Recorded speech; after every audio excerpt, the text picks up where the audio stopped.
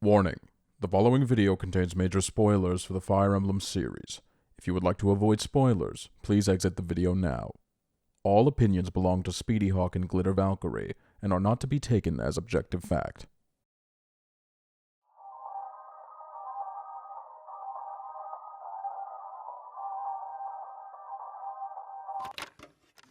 Hey guys, SpeedyHawk here, and today I'm joined with the one and only Glitter Valkyrie.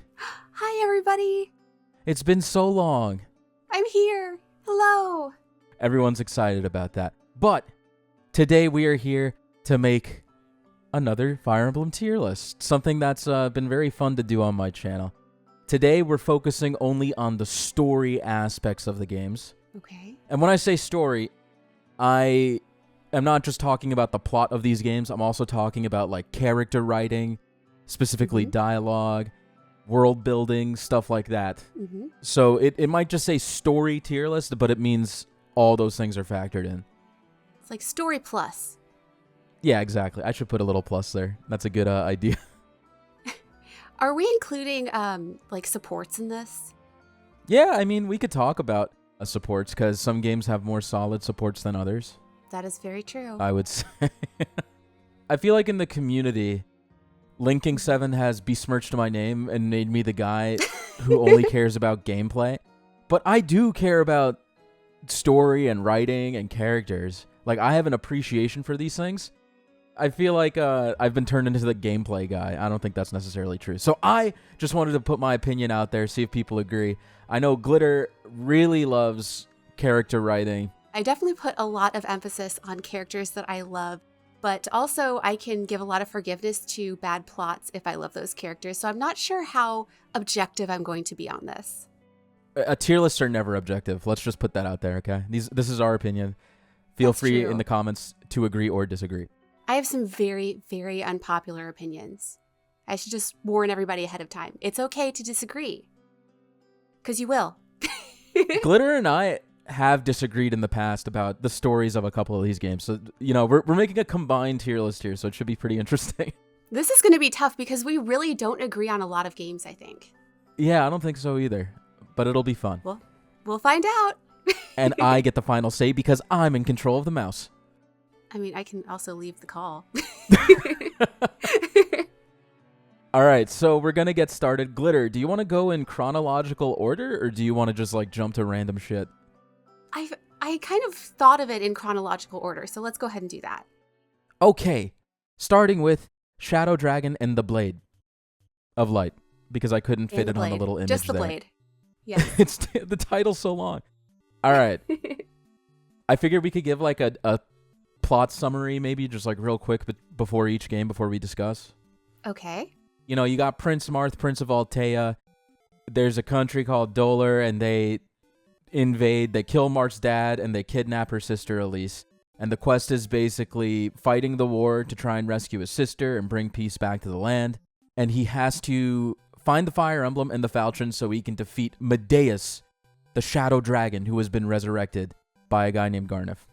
And that's pretty much the plot summed up in a nice little package. That's an excellent summary. There's also an infographic on Reddit that gives like a one-sentence thing. Oh, really? Yes. Do you want to know what it is? says? I actually have it pulled up. Pantsless man reclaims kingdom from angry mud lizard. That's really accurate. It's really very accurate. We're going to have to give credit to this person. Have you played Fire Emblem 1 Glitter? I have only played Shadow Dragon. Like the remake? Yes. Which the story's the same. Like the dialogue's a little different, but the story's more or less the same. If you see 3 houses, we have the 4 routes split up, so we could talk about them separately. Glitter's gonna have to cover for me on some of those as well. Just putting that out there. Don't worry. I have a lot of thoughts. FE1's story is about as basic as it gets when it comes to Fire Emblem plots, which isn't a bad thing, I don't think. Yeah. At the time, compared to other games, I think the world is well fleshed out, and like the characters, dialogue gives justification for why you're moving through these maps. I don't think it's terrible. I just think it's bland, personally. Like when you look back, if you look at some of the stories in the later games, they definitely evolve and tell a more compelling story than Marth's quest. So I really struggle with this because it's the story that started it all. We wouldn't have Fire Emblem if we didn't have Shadow Dragon. And so I feel like I should give something to it for that. But when you compare it to all the other games, it is so basic, and I can think of like 3 characters that I care about from that entire game. And Marth is not one of them. I'm very sorry. I'm not a Marth fan. I'm sorry. Who are the 3? Sheeta, of course. I also love Nina. Okay, maybe 4. I love Lind, and Paula counts too. So 4. Hey, we got 4 characters. Yes. No, I really struggle with rating this because we also have to think about the limitations of the time. Like, how much could they fit on that hardware compared to like what they can do now? I don't know if we should take that into account, but at the end of the day, I don't want to relive that story. So it's hard. Damn, okay, a little harsh. I'm sorry. But I want to give it credit for being what started it all. Absolutely. I think you're paying as much respect as you can to the game. You mentioned that you don't really care about a lot of characters. Some of the characters have moments in the story where they have a tiny little spotlight shown on them for a little bit, like Camus. Oh, no, that's 5. I love Camus. You have like Minerva and Michaelis. Yeah, stuff like that. Yeah. And there is backstory with Garneth, but like it's not actually. You actually have to dive deep. It's not in the game itself. Maybe some villages have like backstory that I haven't visited in FE1 on Garneth and stuff. So there is like an established world with kingdoms. Arcanea as a country has a bunch of tiny little kingdoms in them. It's a good base setting. It just feels like the plot has very basic turns. And it's just Marth needs to take his country back. He goes collect the shiny things and then goes beats the evil dragon. That's the plot. It's a good start. It is, but not something I want to go back and relive. Yeah. Okay, so I think it should go in C tier because as bland as it is and how minimal the dialogue is, it doesn't offend me. I'm not offended. It doesn't offend you? So I think this would be like bottom of C if I'm going to put it somewhere. I agree. I think, and are we going to do the same for Shadow Dragon? Yeah, I think there's not much to add because, I mean, they have additional characters put into Shadow Dragon, and you have like if you play on normal mode, you could do like the tutorial, but it doesn't really add much to the game. Like the dialogue's definitely more fleshed out, but the characters feel more or less, it's very minimal, the upgrades to the characters, I would say. Very minimal. So I think... Okay, I'll take your word for it because I did not play the original. I mean, just imagine the original. Like, the plot points are the same, but Marth says, we need to fight Medeus. Yeah. And he has pants now.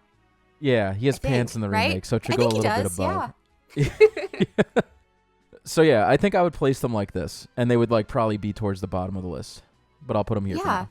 Yeah, they might get pushed a little bit, but we'll see. But I think that's a good place to start. Now, one thing I will point out, the difference between Shadow Dragon and the Blade of Light and Shadow Dragon, the art direction. I know this is a story tier list, but it doesn't matter. But it does affect the characters. Every portrait in Shadow Dragon, the characters show no emotion on their faces. They all have the same face that Marth has here. Like, literally. Even Maria. Like, Maria's supposed... Well, she's not that cheerful, but she's... Whatever. You get my point. Yeah. But in the original, I feel like the portraits show a lot more personality. I just wanted to point that out. Because I feel like that was lost in the remake. Yeah, I think that there are a lot of things that are lackluster about the remake. And unfortunately for me, the art direction is one of those things. But I think it's a solid C, like maybe a C+. All right, we're not doing pluses here, so we'll put it right here. Okay. Boom. Done. Okay. And I guess for the next one, we could talk about... Do you want to talk about SOV and Gaiden at the same time? I think so, because I've never played Gaiden, but I've definitely played SOV. This is going to sound very similar to these two games. Yes. I beat Gaiden over the last year. And I actually kind of had a pretty decent time with it. I'm not going to lie. I think it's much easier to appreciate Gaiden after you come to terms with what Shadows of Valentia is and you start to appreciate it as a game. Mm-hmm. Plot summary. I'll do my summary, and then you want to do the the graphic you got. Yes, I have one for Gaiden and for SOV, so go ahead. Oh, they're different. Okay. Yes. Okay, so my plot summary of Gaiden. You have 2 countries in Zofia and Rigel, and they're led by gods. You have Duma, who is like the god of war and suffering. Boo. And then you have Milla, who is the god of leisure and pleasure, I would say. Abundance. Abundance is a great way to put it. Alm is a villager, and there's like a coup in his home country. Someone comes to recruit his grandfather to join the cause. His grandfather refuses, but Alm joins anyway, and his grandfather, Mycen, is very pissed off. On the other side of the continent, you have someone named Celica, who is on a quest to find out why Milla is missing. So you have these 2 characters who seem separate in Gaiden. In SOV, they kind of, in the beginning of the game, they show a connection between Alm and Celica, but in Gaiden, they don't do that. Oh, It's just that's established later that they know each other. Okay. Yeah, so turns out that Celica's actually a princess of Zofia. What? And Alm is like, I need to find the princess. Like, that's his whole quest, and he doesn't realize it's Celica. As you move through the plot, you meet certain characters that have interesting side stories. Eventually, you find out that Alm is actually King Rudolph's son. And King Rudolph didn't tell him that he was his son. I'm doing a very bad job at this, but... It's okay. Also, spoilers, guys. If you haven't played any of these games. There's going to be a ton of spoilers. Anyway, King Rudolph's justification is that he wanted Alm to be a leader that everybody could get behind, because they need to take the land back from the gods, because the gods are making the land decay. So he knew, Alm being his son, he let him be raised in Ram Village with Mycen, hoping that Alm would one day take the throne from him, people would get behind him, and he would be able to stop Duma and even Milla. And that's pretty much the plot. I feel like I did a very bad job summarizing. No, there's a lot to cover. Do you want the TLDR versions? Let's hear the TLDR. Okay, so for Gaiden, we have bickering couple learn self-reliance, nearly thwarted by boats. That's a better description. And then for Shadows of Valentia, we have bickering couple kill God and classism. It doesn't last. That's good. Yes. Yeah, I feel like in Gaiden, the classism themes aren't touched upon nearly as much as in Shadows of Valentia. Mm-hmm. Alm never talks about, like, royalty doesn't matter. Like, anyone could have an impact in the world. Like, that was a big theme in Shadows of Valentia, I would say. Yeah, which I love. Which is great, but it kind of backfires when it turns out that the 2 main characters are royalty. Yeah, I get that. That's like the big WTF moment in the plot, like with the motifs. Gaiden, it's a fan translation I played. I feel like it doesn't touch upon that nearly as much. The dialogue's very simplistic. You still have certain side stories, like you have the Pegasus trio returning and they have to find Est. You have Luthier trying to rescue Delthea. You have Zeke. You have Zeke and Tatiana, like they're still all there. Matilda and Clive, like their relationship's not nearly as fleshed out in Gaiden, but they have an ending together, so it's like implied they're together.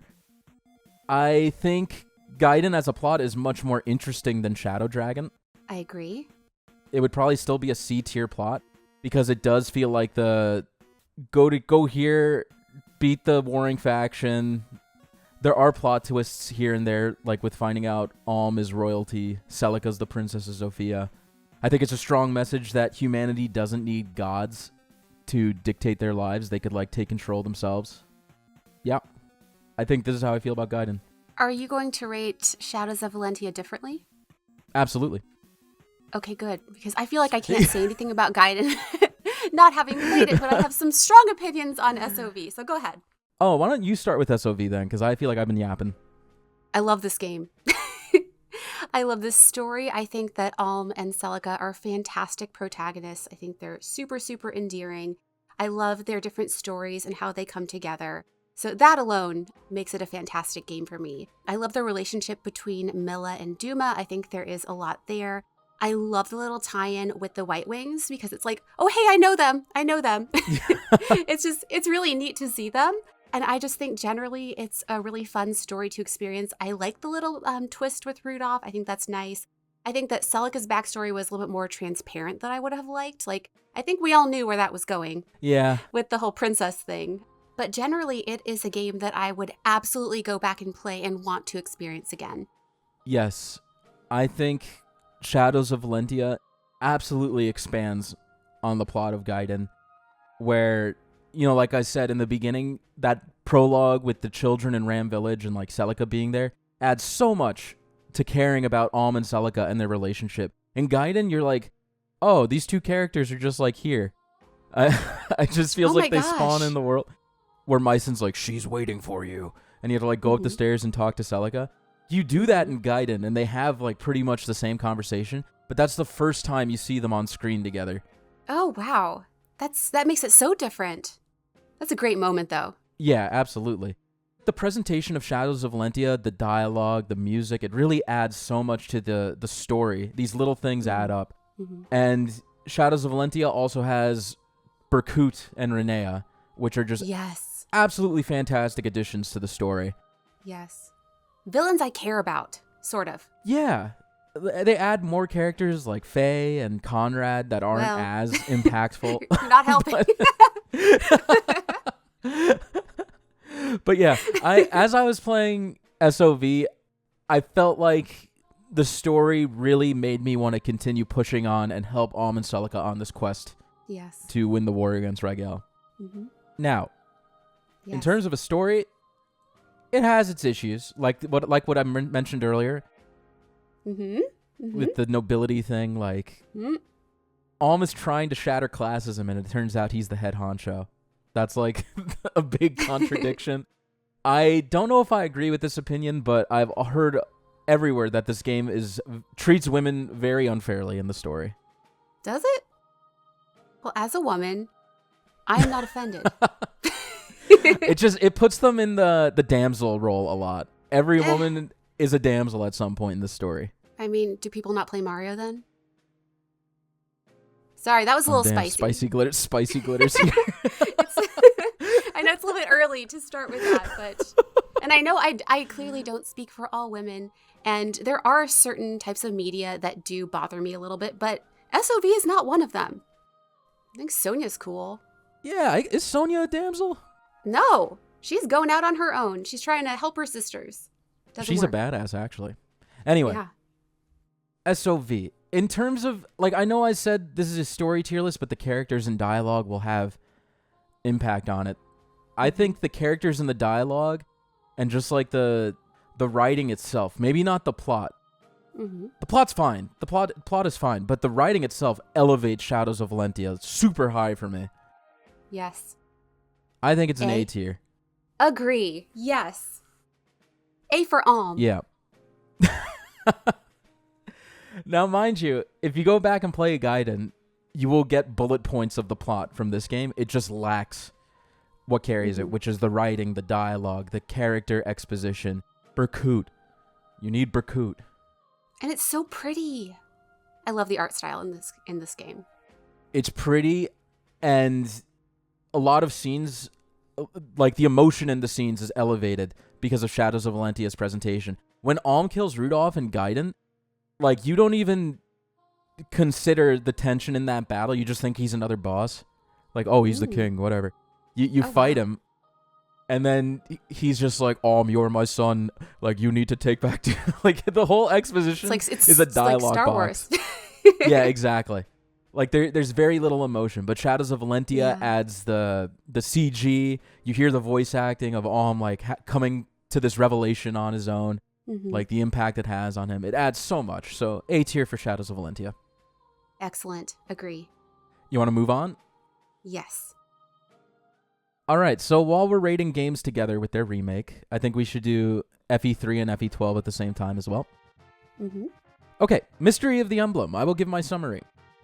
After the War of Shadows, I think that's what it's called, you kind of see the aftermath of FE1, the kingdoms are trying to get along, and Hardin, who is actually one of Marth's companions in FE1, becomes Emperor of Arcanea. He rises in power and takes the throne. And everything's fine, but out of nowhere, it seems like Hardin is making all these wrong decisions. He puts a man named Lang in charge of the army, and Lang is just a piece of shit who wants to burn down villages just to keep any opposition out of the running of any power struggle. And Hardin eventually tasks Marth and the Altean force to start occupying neighboring countries, and eventually he invades Altea itself, and Marth is just so confused what's going on. That's why it's called the mystery of the emblem. Wow. It turns out that Hardin, our old companion, is being corrupted by the Shadow Dragon, who is not dead. And he's also corrupted Hardin and everybody around him like Lang. And Nina, poor Nina, is sitting there crying because she knows something is wrong with Hardin. So she sends Lind with the fire emblem to go give it to Marth so he can go back and stop Medeus once again. That's pretty much the plot. It's pretty much like, oh snap, Hardin's possessed. He's purple now. Wow. Yeah. Can we hear your plot summary from the Reddit thing? So for Mystery of the Emblem, we have spurned husband decides to conquer half a continent. That is correct. These are really good. I know. Okay. And then for Heroes of Light and Shadow, we have It's the Third One again, but with a self-insert, a remake of a remake. Accurate. Very accurate. Yes. So in terms of, let's put 12 to the side for now. In terms of 3, obviously it's an evolution of the first game. Okay. Just by that nature, seeing an established world and how things progress in the future, I think it just makes it more interesting on that virtue alone. The character dialogue, they do a good amount to take previous characters in the old game and give them a bit more in the story. Like with Michaelis, you get to see like how he plays out. In the first game, he kind of just like eats shit, you kill him. But in this game, he tries to redeem himself. He's done with kingdoms, stuff like that. You have Sirius. Sirius is here, and he's not Camus. Yeah, clearly. I think it might maybe here. Because the plot is still pretty basic in the fact that you basically have to do the same thing you did in the first game.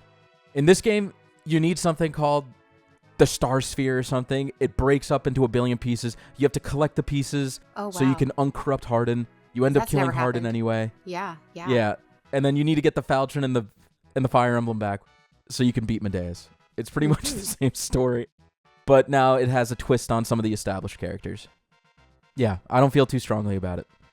So I have never played Mystery of the Emblem, so I feel like I cannot speak to anything about this. I know about the plot and what happens, and if we're rating it separately than New Mystery, I'll keep things to myself until we get to that. Well, okay. I have stuff to talk about with New Mystery too. Oh, I do too. I've beaten New Mystery in for you. preparation for this video. I sat down and I beat it. I'm so sorry for you. I know what you're gonna say, Glitter. Chris is a plague.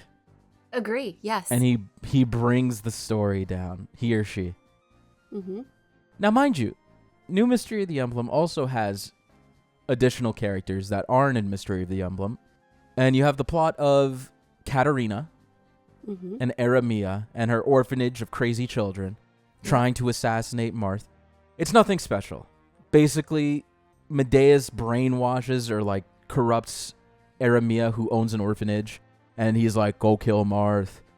And then their whole purpose is to try and assassinate Marth, and you have to come to terms. Like, Katarina has to come to terms with the mistakes she's made and stuff like that. It doesn't add too much. Chris, however, is that self-insert you were talking about. Yes. The writing around Chris is really annoying because they're just, pardon my French, but they're just jerking him off 24/7, right? Like, every character is praising Chris. He's just some rando, but he is appointed as Marth's personal bodyguard. Martha credits him to winning the war. Stuff like that. But Chris is like, don't give me credit. So they don't have to change and retcon the older games. Chris is like, don't worry. I don't need the credit.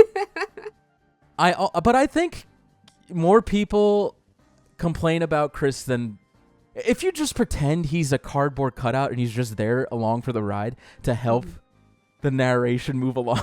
It's like not Mark? that bad. Yeah, kind of like Mark, but except they want to praise Mark at every 2 seconds. And they want to give like a fancy hairstyle and maybe an accessory or two. I don't remember if they did accessories. It's just hairstyles, but they have like Okay. ribbons and stuff. Yeah.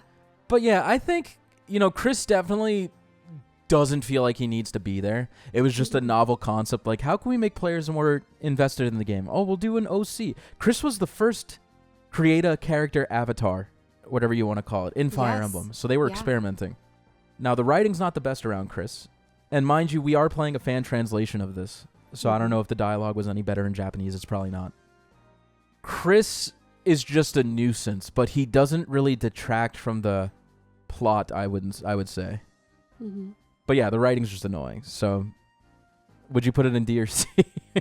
Well, for me, you would have to make another category that would be so bad I didn't finish it. Oh. This is the only mainline game because I kind of consider like Shadow Dragon and the Blade and Shadow Dragon to be the same, like Gaiden and SOV to be the same. This is the only one Yeah. that I have not finished. It was that bad. Yeah.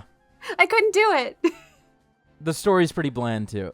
Like, the It's characters in the bland. story are bland. Chris is like, I feel like Chris is a Mary Sue, but don't worry, they can't cook, so they're not perfect. You gotta have at least one flaw. And they get Yep. lost. They get lost Oh, often. no. Don't forget Terrible. that. They have a terrible sense of direction. So Chris is actually So quirky. a flawed character. So I think he should go in B tier. Mm. I think hovering over D was correct. D, really.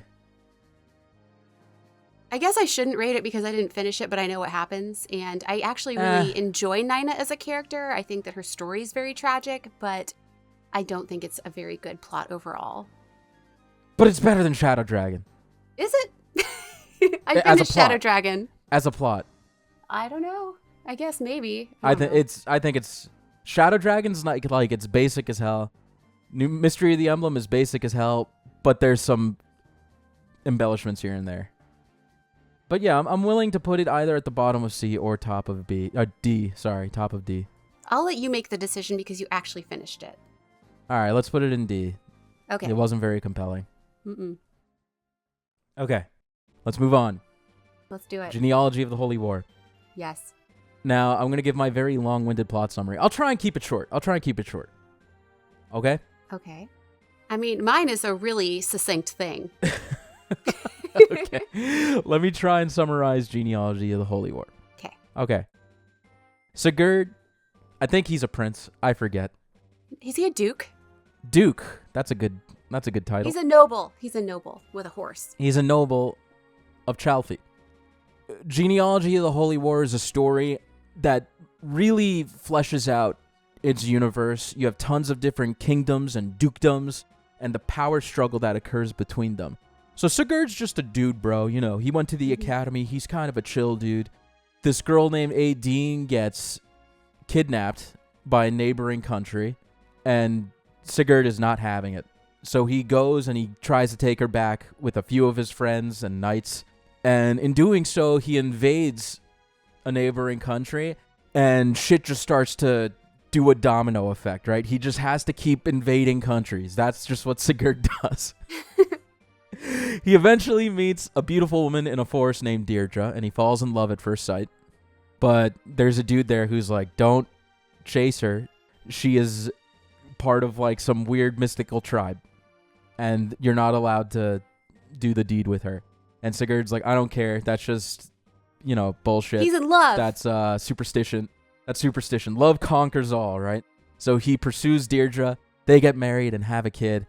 Turns out, spoilers, that Deirdre has the blood of a Lopterian. Uh-oh.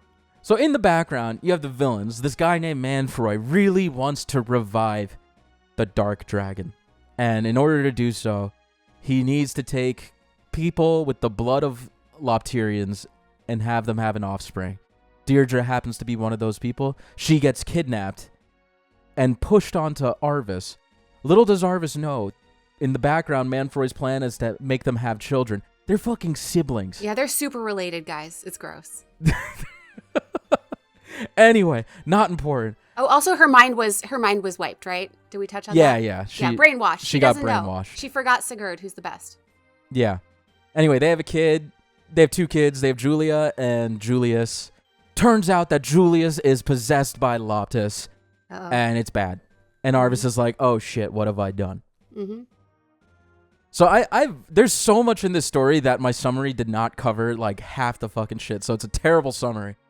But basically, also, like, everyone's dead. Yeah. Arvis executes Sigurd and his party. It's horrible. It's up to it's awful to watch. They all get executed, and 17 years pass or something, and you play as the next generation from the previous army you had. All the kids, they're there. There's some new characters in Generation 2. And the story basically fleshes out what the aftermath was of Arvis taking power, and while being manipulated in the background by the Loptirians.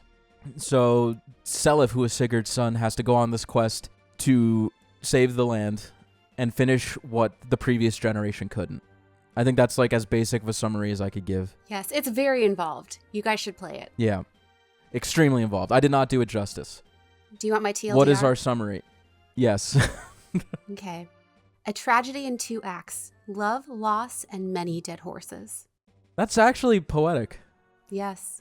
And all very true. Lots of dead horses. Mm-hmm. Now, FE4.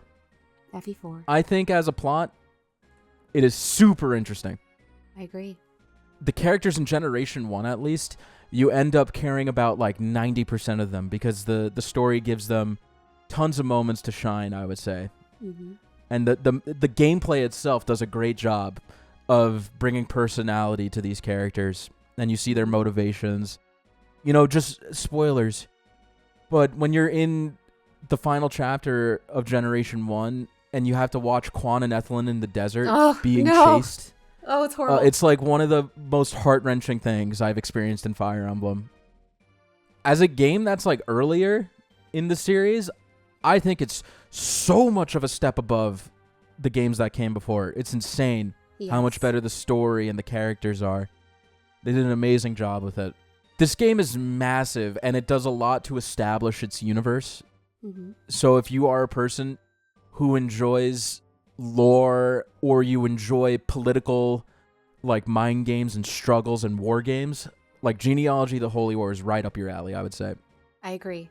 You have a character like Arvis who's set up to be an antagonist in Generation 1. Like, at first you meet him, he doesn't seem like an antagonist, but there's a twist where he executes everyone, and then he instantly becomes, like, the guy to beat, right? Mm-hmm.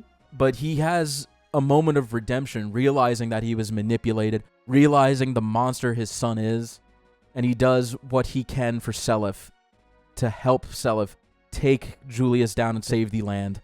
You know, Arvis is a sympathetic character, as much as I don't like to admit it, Linking. I have no sympathy for him, actually. Damn, but, not even in Gen 2? Nope, not at all. Okay. But I will say he is a very effective villain, and one of the many reasons why I think this is a top-tier story. Top tier. I would agree. I think it's probably S tier for me. I think it is actually the best story out of any game. Wow, okay. I know it's a hot take, but... No, I think it's definitely in the top in terms of stories, for sure.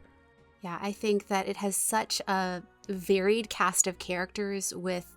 I feel like everybody has a backstory, and even if you end up with some, like, substitute characters, they have backstories. Like, they really thought of everything with it. Yeah, they really did. There's so much thought put into this game, it's hard not to appreciate it in terms of its plot and setting and characters. Mm-hmm. And there are so many moments in this plot that, like, I will always remember as a player. And if I didn't know the plot twist, I don't know if I would have, like, finished the game. Like, if I didn't know that what happened was going to happen to Sigurd, I don't know if I could have gotten through it. I think I would have just put down the console and been like, I can't do this, because he was one of my favorite characters. But it was so brilliantly done, and I'm really, really glad that I got to experience it. I will say the only thing that I think it suffers from a little bit is a weaker second generation. It is weaker in comparison, I can agree. Just in terms of character alone, Gen 1's cast is way more interesting than Gen 2's, because Gen 2's ends up just being like Like, sure, the characters have their personalities, but they end up just being an extension, it feels like, of the Gen 1 characters, right? Yeah, yeah. Like, you have Aira, and then you get Larce and Skak. Sorry. I'll call him Ulster. Yes. You know, like, Larce and Ulster have their own personalities, but they just feel like an extension of Aira, you know? It's harder to care about Gen 2 IMO. Yeah, there are some that I think stand out. I think that Leaf and Nana are fantastic. Absolutely. Yeah, I think that Arthur and Tine are great. So there are some that are really good, but like for me, Seliph just paled in comparison to his father. But that's just me. It's the baby face. You have a Giga Chad jawline like Sigurd, and then you go to Seliph and you're like, what happened? No, but yeah, the dialogue, you know, we played a fan translation. There's different fan translations out there, and there's limitations of the cartridge size on this game. The dialogue does feel a bit forward. Like, there's not a lot of nuance to the writing, I would say, in terms of dialogue. Mm-hmm. But you still feel an impact from it. I think it's still good. I feel like I felt the most playing this game. And I don't even like sad stories, but I just felt so much. I feel like this is just a fantastic game, and it deserves to be an S. All right, we're going to put it there then. Okay. Are you ready to move on? Yes. To your favorite game in the series, Thracia 776. Yeah, let's go. Oh. All right, my plot summary. In between Generations 1 and 2 of Genealogy, the Holy War, the story focuses on Leif, son of Quan and Ethelyn. It does a lot to expand upon specifically the Thracia region in Yggdrasil. Mm-hmm. Leif is basically a stowaway in Fianna village, and a woman named Avel takes care of him. And he's also accompanied in Fianna village by Marita and Nana. Avel takes care of all of them. This dude named Raedric comes and kidnaps Nana and Marita and holds Avel. He blackmails Avel pretty much. So Leif has to go on this journey to rescue them. And as you move through the story, he meets certain characters that push him to be the figurehead in taking back Thracia, because Leif is actually the prince. So the story doesn't have too many plot points, but I feel like it's its own little contained adventure in the Yggdrasil arc. Mm-hmm. The interesting part about this story is how the player is meant to feel through the gameplay as well. When you're Leif, you feel like you're actually up against this unstoppable force. Like, everything is weighted against you. You feel the struggle of being a leader in war, the sacrifices you have to make. But in terms of adding to FE4, it does a little bit, but I don't think it does too much. I feel like Leif's story is its own, like, contained thing. But anyway, Leif kills the big bad guy, the bald guy. And that's about it. It's not very interesting. Go ahead. Okay, so our TLDR is Rebel Prince embarks on a game-long side quest. And I think that encompasses it very, very well. Do you think that lines up with what I said? Because it does feel like a side quest. It really does. It's its own contained thing. And I don't know if you feel like you're going up against an insurmountable challenge because the game is so poorly balanced. But if so, I mean, it worked in their favor that you felt like you were going up against something that was so unfair. But but I am not a fan of Thracia in general, so I'm trying to be objective in my opinion on this as best I can. I think some of the characters are great. Some of them. There's a lot of them who just have one line of dialogue, and that's their entire existence in Fire Emblem, which is fine. Yeah. You don't need every character to shine. There are certain characters that stand above the rest, like Finn. Love Finn forever. Nana, Marita. She's Marita amazing. And Avel. Yes. Who else is like standout? I guess Ced.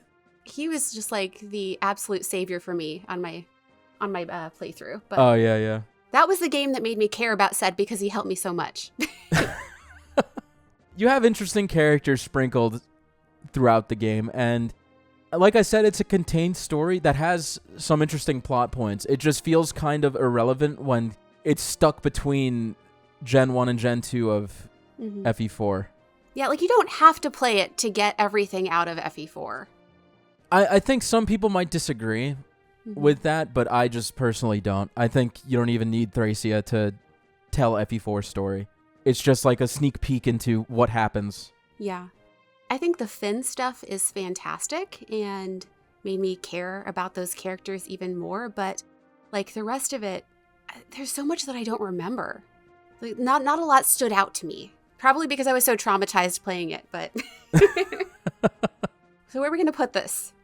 I think Thracia's contribution is that it shows how lawless Thracia has become. They're doing child hunts for sacrifices to the Dark God. Terrible. It's like extremely dire. But outside of that, it feels a bit basic. Go rescue the girl, even if it's Avel. You know, win back your land. It feels a lot like FE1's plot. Even if it's Avel. In terms of just like bullet points. I wasn't trying to dismiss Avel. Okay, but I was saying like sure. she's not a love interest. She's more like a mother figure. She's a wonderful mother figure, and we love her in this house. No, I didn't mean to disparage her. I was just saying, when I say you have to go get the girl, it's usually a love interest. Okay. But, you know, Avel, you still have to win back Nana, and they're canonically married, right? Nana and Leaf. Mm-hmm. It's very cute, yes. Yeah, so you do see cameos from FE4, and it does a lot to build up the events of what leads up to certain chapters in FE4, but outside of that, I don't think it's super interesting. I just think the game does a great job of making you feel like your shit's getting pushed in. So maybe like B tier. Because of Finn, I will let it remain in B. Okay. Hey, there's some great characters in there. There are. But they're also in FE4. Which is a better game. No, Marita's not. Oh, well, that's true. I do love Marita. Marita, but yes. She's there. She's just hanging out in the background. Yeah. Okay, moving on. Okay. Binding Blade. Binding Blade. Okay, my plot summary. Very eloquent plot summary. Roy is royalty. That's why his name is Roy. I forget the titles. But basically, there's a country called Bern who is waging war against all of the kingdoms, pretty much. And Roy gets pulled into this war. His father is too old to fight, so he asks Roy to go ahead and try and stop Bern invading forces. And as Roy progresses through the story, he meets a character named Guinevere, who happens to be Zephiel, who is the king of Bern's sister, or half-sister. And Guinevere begs Roy that he needs to do everything he can to stop Zephiel, because Zephiel is planning to wipe out humanity. Zephiel is a character who has seen the corruptions of humanity, and he hates humans, and he thinks the world would be better off if dragons ruled and humans were extinct. So Zephiel's whole quest is to bring the dragons back and kill as many people as possible. Very basic plot. As Roy moves through the various regions and Alib is fleshed out, eventually you reach Bern, you stop Zephiel. If you manage to get all the secret legendary weapons, you can get a secret ending. You should. I guess it's called the true ending. Yes. Where Idun, who is an ancient dragon who has been brainwashed to become a vessel that spawns dragons, pretty much. She is alive in this time period, and Zephiel has been using her to help execute his plan. In the true ending, you have to go and seal Idun again with the legendary weapons. And then there's a cute epilogue where she somehow comes back and hangs out with Faye on the beach. And then they have like a duo in Faye. There you go. So yeah, give me your plot summary real quick. Okay, for Binding Blade, boy ferried across an entire continent to stab a dragon and sit on some chairs. I couldn't have put it better myself. I know! You did such a good job. Again, I did not write any of these. This was just some brilliant individual who put this together. Okay. Yeah, I think Binding Blade is pretty much Shadow Dragon 2.0. You'll hear that a lot. That it's just a reboot of Shadow Dragon.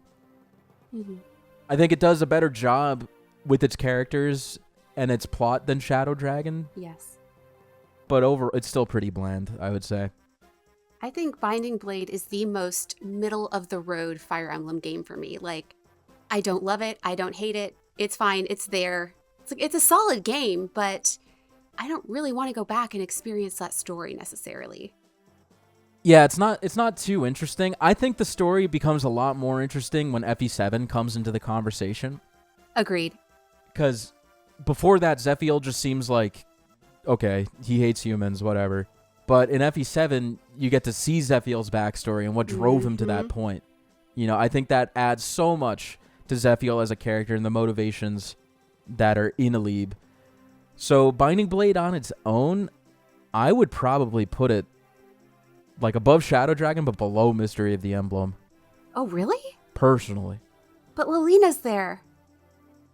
All right, maybe. The true lord of maybe Binding like this. Blade. I just think Gaiden's a more interesting plot. I like Gaiden more. Yeah.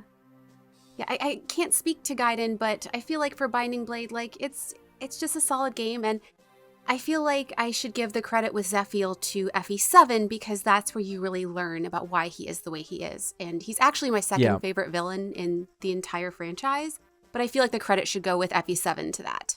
Well, definitely.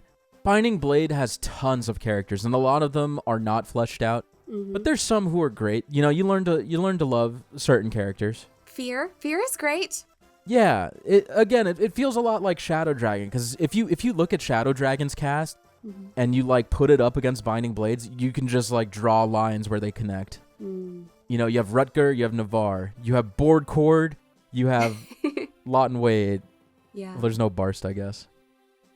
Maybe Barst is Bartray. I don't know. You have Lilina, maybe you have Lind, maybe Sheeta. You have the Pegasus Sisters. In the original, you have the Blue Pegasus Sisters. There's so many comparisons you could make to Shadow Dragon and Binding Blade when it comes to characters. And even plot. The plot's pretty similar too. I just don't think it's anything special on its own. I think it could go in B or C. I'm okay with keeping it in C if that's what you'd like. Probably C. I just want to say, I like Narcion. I think he's a fun villain. You do? He's gross. Yeah. But also like Clarine and Klein are great characters too. Yeah, I love Clarine and Klein. There's a lot of characters I love in this game. But do you love them because of FE7? Because for me, a lot of these characters, that's why I care. Yeah, you know, when you get Louise and Pent, it made me care so much more about Klein and Clarine. Yes. When I realized they're their kids, I'm like, oh, yeah. These are the homies' kids. Like, we got to protect these guys. Yes. Yeah, they're great. So yeah, it feels like we didn't talk much about Binding Blade, but I don't think there's much to talk about. No, I don't have much else to say. He stabbed a dragon and sat on some chairs. There you go. And he saves the world. Yay. All right, ready to move on? Yes. Blazing Sword. I'm so excited. Okay, we're biased because this was the first game we each played, right? Yes. So just putting that out there. Let me give my plot summary. Okay. Blazing Sword is a prequel to Binding Blade. It takes place before the events of Binding Blade. Lynn's story is completely irrelevant, but it starts with Eliwood's story. His father is kidnapped by some strange group, so Eliwood goes on a quest to rescue his father. During the quest, he meets a strange woman and a strange boy named Ninian and Nils. And Eliwood, being the kind-hearted guy he is, he obviously wants to protect them because they're being chased by the same group that kidnapped his father. It turns out that the group that kidnapped and is chasing Ninian and Nils is being led by a man named Nurgle, and he's batshit insane. And his goal, much like Zephiel, is to bring dragons back because he thinks dragons are fucking chill. He wants to open the Dragon's Gate. He has a reason, though. Really like, no, you're fine. He does. He has like, a justification. He really loves He dragons. has a justification. Yes. The whole plot basically revolves around Nurgle and how he is trying to obtain as much power as he can because he wants to become the supreme overlord of the world. And he wants to do so by harvesting something called quintessence, and dragons have a shit ton of that. So he wants to bring dragons back so he can harvest their energy. Eliwood and his friends Lynn and Hector have to go through the story and stop Nurgle. In doing so, they meet a group of mercenaries who've turned for the worse called the Black Fang, and a lot of the story goes back and forth with the Black Fang and how they're being manipulated by Nurgle. The plot goes much deeper than what I just said if you dive into the side chapters and the supports. Yes. And it's actually very interesting. But that's pretty much the basic summary, I would say. I think that's a good summary. What is yours? The Reddit one. Trio of Lords can't escape the fate of being in a prequel. I don't know if I don't know that's if that does it summary. justice. Yeah, I don't know if that does it justice, but do you want to go first talking about this? Because I have a lot of feelings about this game. Okay, sure. You know, Mecha made a video pointing out a lot of plot holes with Blazing Sword, and I feel like anyone could take a magnifying glass to a plot and pick apart plot holes and whatnot and stupid justifications that characters might have. Yeah. Blazing Sword as a plot, it's nothing crazy or special. I just think its strength comes in with its characters and like the backstories of certain characters. I should probably establish this, that there's 3 different stories in this game. You have Lynn's, Eliwood's, and Hector's. They're all part of the same timeline. They're just being told from different perspectives. Lynn's story takes place like 2 years before Eliwood's and Hector's, though. It's just like kind of a tutorial for the game, I would say.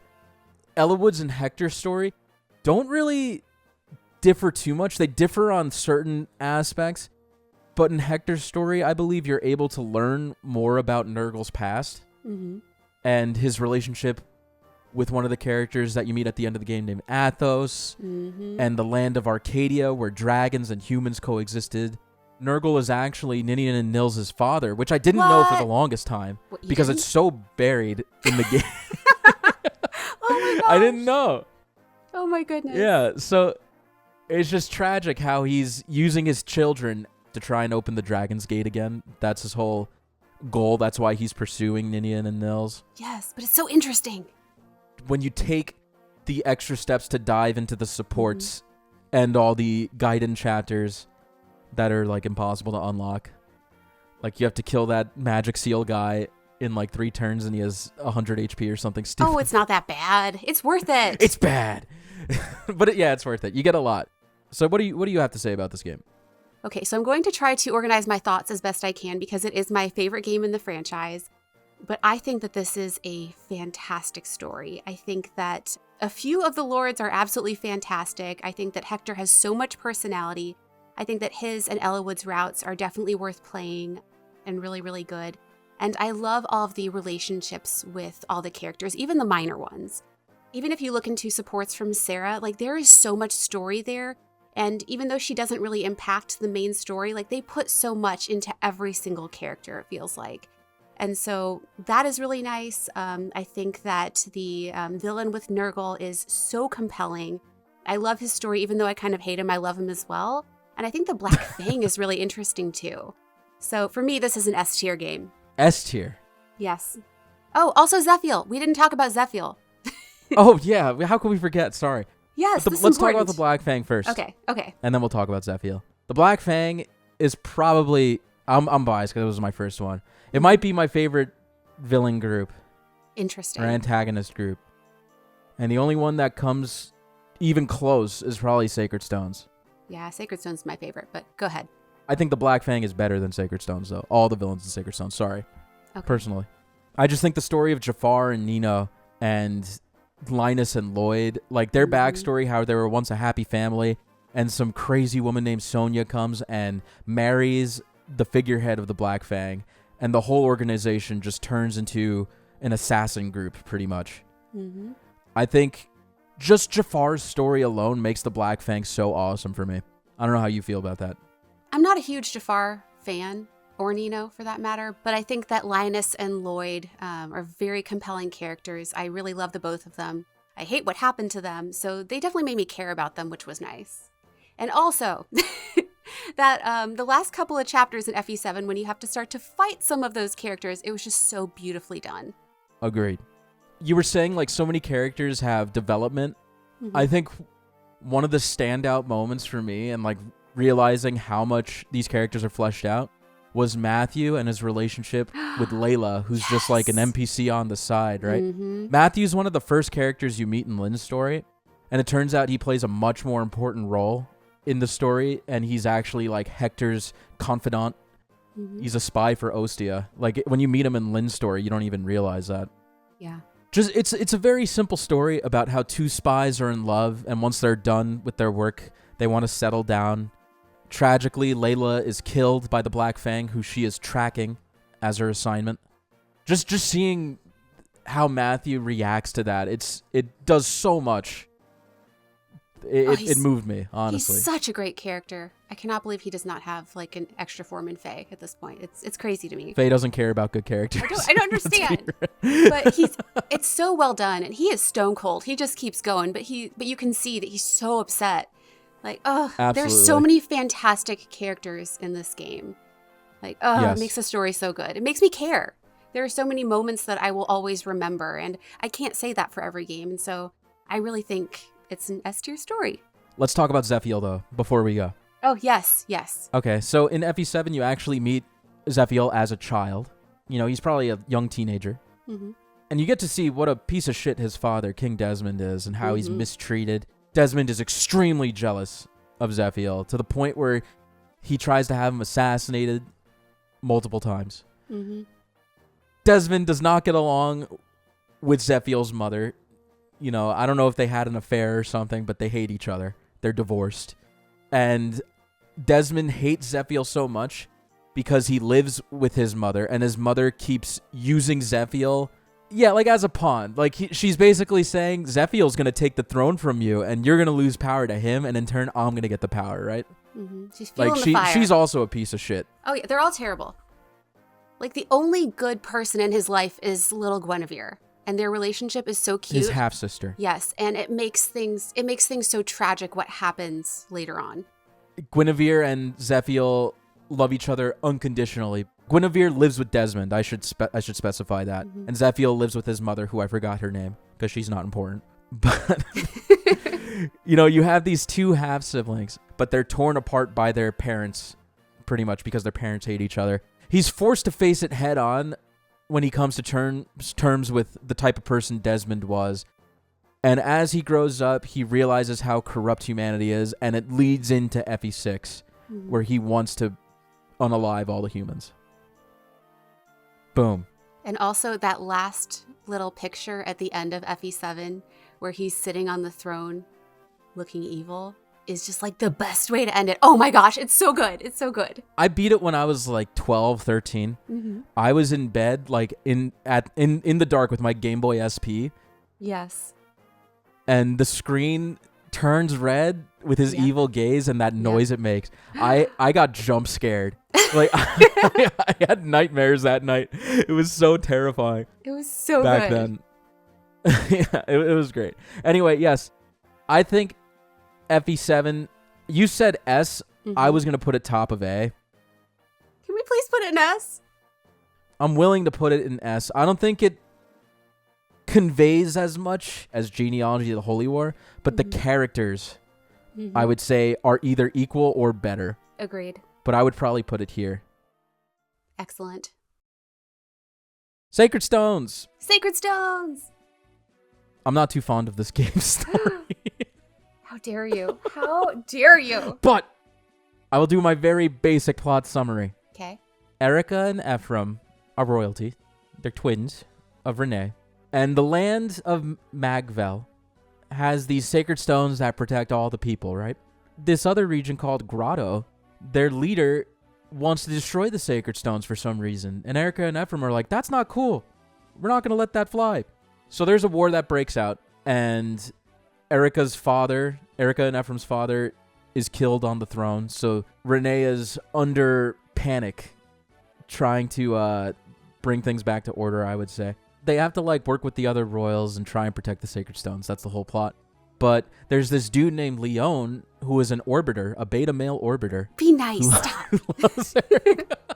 So yes, Leon, who is Ephraim and Erica's friend, childhood friend, is acting out of character, and he wants to take all the sacred stones so he could destroy them.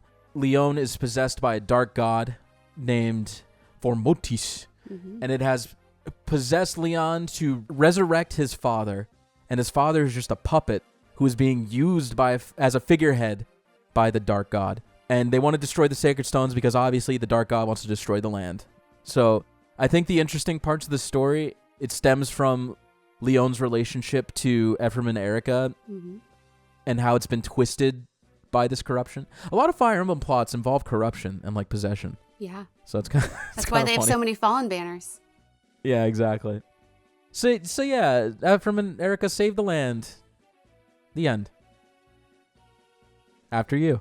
Okay, the TLDR is Wonder Twins kill a demon king for ruining a perfectly good friendship. That's accurate. It's very accurate, yes. Okay, so why don't you start, because I think you love this game. I do. It definitely holds a very special place in my heart because it has the best character in Fire Emblem, La Rochelle. I think that a lot of the strength in this game is in its characters and in the supports and conversations between them. I think that the support with Ephraim and Larshel is the best in all of Fire Emblem. It is so fun. It's great, yeah. But not just them. I feel like there are so many great stories with Joshua and Natasha. I think that Larshel also has great ones. I'm so biased, but like there are so many great ones, even with Dozla. I just think that there are a lot of lovable characters in the game, and I think that Ephraim's a pretty interesting protagonist. I really enjoy him. And I also think that a lot of the villains in the game are fantastic. Leon's my favorite out of all the villains. Zephiel comes just behind him, but I think that he's a super interesting character. I think he's very sympathetic. And that's one of the things that makes me enjoy a plot, if I have a villain that actually has a little bit more to them than just like mustache twirling evil. So that's another selling point for me with this game. Now, Sacred Stones has two different routes. You have Ephraim and Erica's route. Unlike, we list Birthright, Conquest, Revelation, all the roots in 3 houses, they're separated because they're different timelines, right? Sacred Stones, same timeline, just different perspectives, I think. One is better. I'm pretty sure they are. Which one's the better one? Ephraim. Okay, fair enough. So on the two different routes, you see two different sides of Leon. On Erica's route, you see him completely possessed by Formotis. And Formotis, I can't pronounce that name, by the way. He tricks Erica into thinking Leon is reverted back to his normal self. Like he utilizes Erica's memories of Leon to manipulate her into giving him the Sacred Stone. On Ephraim's route, Leon's not really possessed. He's just like pretending to be. It's kind of interesting to see the two different sides of Leon. I think he's just ashamed of what path he went down and the mistakes he made. The route splits are pretty interesting, but I don't think they're anything special, personally. But I agree, the characters are great in this game. The cast is a lot smaller than the other games, but every character feels like they have their place in the game. There's no character in Sacred Stones where I'm like, who the hell cares about this guy? Even Mulder. Mulder has his identity with his mustache. Yes. No, like literally every single character has a story. Yeah, I was going to say, usually the first cleric you get, well, not Sarah. Sarah's an exception. But like Ellen and what's the Radiant Dawn one's name? Laura. Like they're just nothing characters. Mulder should be that, but people care about Mulder. He's the Mulder. And he has great supports. Yes. I think Sacred Stones has a pretty basic plot where they try to establish a kingdom, but it feels a little bit shallow to me in the universe they try to build with Magvel. But the characters carry the story. I agree. Also, you have Glenn and Cormag, and that's a great thing too with Valter. That's exactly what I was going to bring up. I think that the that like those minor villainy characters are very, very interesting. And for me, I like them a little bit more than the Black Fang, but I think it's pretty well done. Selena's cool too. We haven't talked about her. She's great. I love Selena. You see the real struggle of what's the word? Like nationalism, I guess. Like loyalty to her country versus what she thinks is right. Yeah. It's complex. I wish we didn't have to kill her. But you could play with her in the post game. You can. Anyway, yes. Sacred Stones is like a B tier for me. You probably want to put it in A tier. Yes, I do. Would you put it up? Would you put it above SOV? Okay, so this is me being objective. I'm okay putting it below SOV because it's a joint list, but honestly, I'd probably put it in S, but I'm okay with A. I just don't think it's as well fleshed out as the S tier games. I agree. And the plot's not as compelling. There's certain characters I love, but it just ends at that, You know what? If we had a Sacred Stones 2, it would be different, and we should. Yeah, I think so. I think it needs a bit more. Come on, IS, for do me it. to put this in the top tier. That's never gonna happen. But yeah, Ephraim, compared to all the lords before this, Ephraim feels... Well, I guess Alm is kind of like that, but Ephraim feels like a different breed. I love Ephraim. He's not like your typical noble. And I think at this time period, IS was really playing around with that idea because Ike came like right after. Forget formalities. I just want to fight people, Yeah. I think Ephraim's really cool. Anyway, I'm fine with putting Sacred Stones at the bottom of A. Thank you. Troops is going to hate this. I think after all the things I've said about Thracia, I know he's going to hate it. Sorry, Choops. Okay, Path of Radiance. Oh, it's getting controversial. Now, I know you don't like this game's story too much. I don't. I'm the only one. It's okay, guys. It'll be okay. The only one in history. Path of Radiance, plot summary, real quick. Ike joins his father's mercenary company in Crimea. They go around killing bandits and whatnot, but eventually, the neighboring nation, Dan, invades Crimea, and Ike comes across the Crimean princess, Valentia. And Ike pretty much has to win the country back and win the war against Dan. In doing so, he uncovers the deep-seated history between the Laguz and the Bayork, the humans and the cat girls, and how much racism, how much they hate each other. There's more to the plot. I didn't talk about Grail and his death. Grail's death moved me the most, I think, in Fire Emblem, out of any other character death in the series. It really makes you want to pursue the Black Knight and get... revenge is bad, but you want to get revenge, because Grail was just such a great father, you know? He said, Ike, stay back! Stay back! That's a great father. The plot is a bit basic in that Radiant Dawn definitely does a lot to add to the motivators and the justifications for why certain events took place. But in a neat little summary, that's what I would say. You know, you have to stop Dan, the invading force. Yeah. Ike is great. 10 out of 10. Let's hear your summary. Okay, I'm really embarrassed, Speedy. This infographic was made by a celebrity within our community. Who? Cyan Yo. I'm so sorry I didn't see that. I'm so embarrassed. Oh, well. It makes sense, but... Yeah, that's funny. Oh, I'm Cyan's so a funny guy. embarrassed. Okay. Oh, my face is red. It's okay. In the words of Cyan Yo, mercenaries retake a country while learning that racism is kind of bad. I think I nailed it. I think the strength of this game comes from its writing. Maybe not the plot, but the amount that the characters and the regions, the amount that they're fleshed out is just mind-blowing. It feels like so much thought was put into Tellius. You have base conversations. Every NPC you talk to, their dialogue is top-notch and does so much to add to the atmosphere of Tellius that Path of Radiance is such an enjoyable experience for that. And the game is fun to play. That's why I think on the other tier list, this was like the best game on our tier list. It's because the combination of the dialogue and the gameplay itself makes it so amazing. Grail's death is a great motivator. You have the mystery of the Black Knight. Helping Valentia win back her country is a quest that has a lot of turns, maybe not twists, but a lot of turns. And I think it's a neat little fun adventure with great characters and a great universe. After you. Disagree. Whoa! Go ahead. Oh my goodness. Okay. I'm sorry, guys. I know everybody loves Ike. We like Ike. I get that. I don't care. I'm sorry. He's not a compelling character to me. Like, what? I understand that people love that he's like, oh, I'm just a mercenary. He's nothing special. I'm sorry. But he told Sonic to shut up. That was cool. He did do and that. they're like, how dare you, Ike? Like, they did do something different with him. And I know a lot of people appreciate that. But for me, he's never done anything for me. So I wasn't that invested. Valentia is the best character in the entire game. And I wish it was just about her and no one else.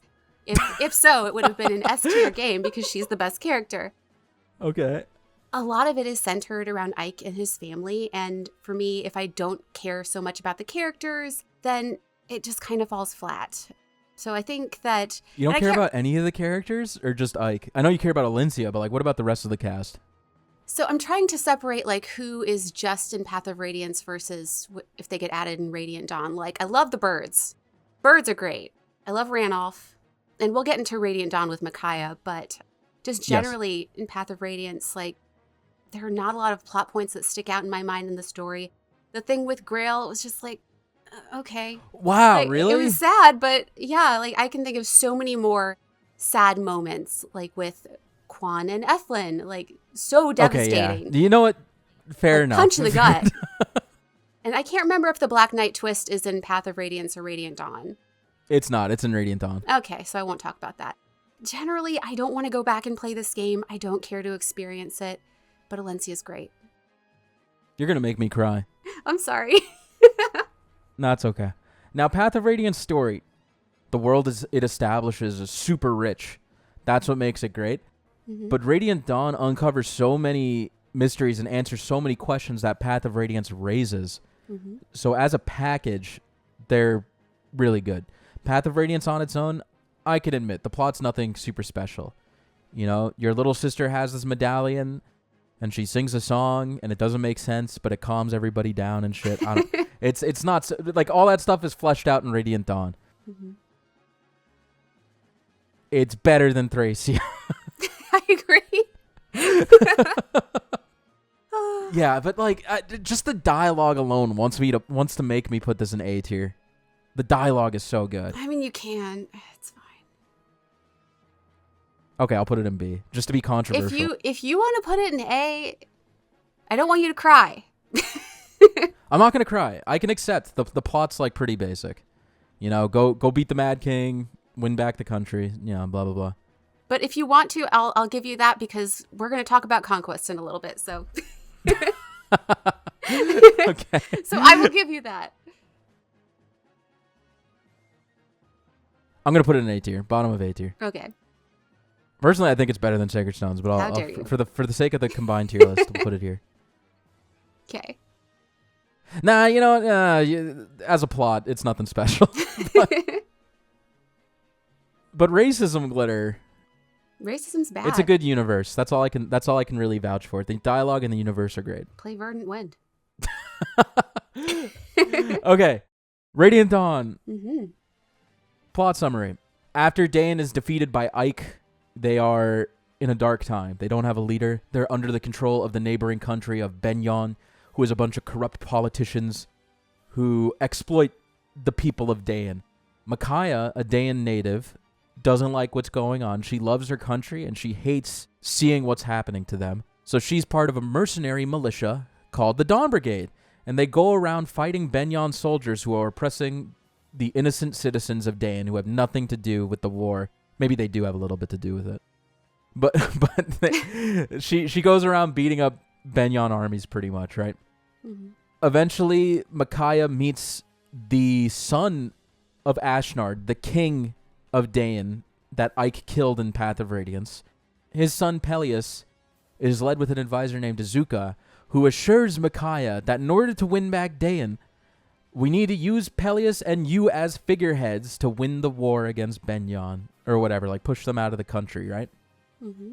Micaiah agrees to help because she loves Dayan so much, but Benyon wages war against the Laguz. On the Laguz side, you have Ike and the mercenaries, who are good friends with the Cat Girls. They're really good friends, so Ike joins their side. Ike is the friend of Laguz. Benyon is waging war, and for some reason, Dayan decides to join Benyon, their oppressors, in fighting this war against the Laguz. And it's such a mystery as to why.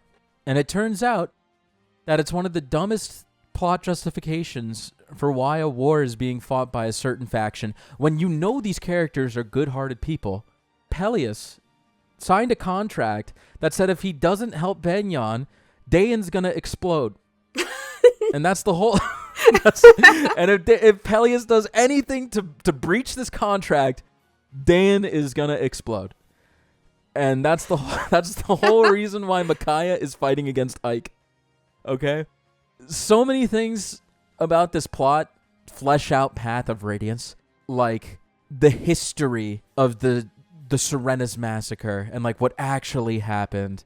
And you have this character Sephiron and his backstory that goes back thousands of years to the progenitors of this country. So much is established. The gods of Teleus are established. There's a goddess that's split into two. You have Yune and Ashera, who were once one being named Ashunera. They split in half. I forget why they split in half. But you have Yune, the goddess of chaos, and Ashera, the goddess of order, whatever. Ashera is basically to the humans and the Laguz. She's pissed off because they start a war that almost destroys the world.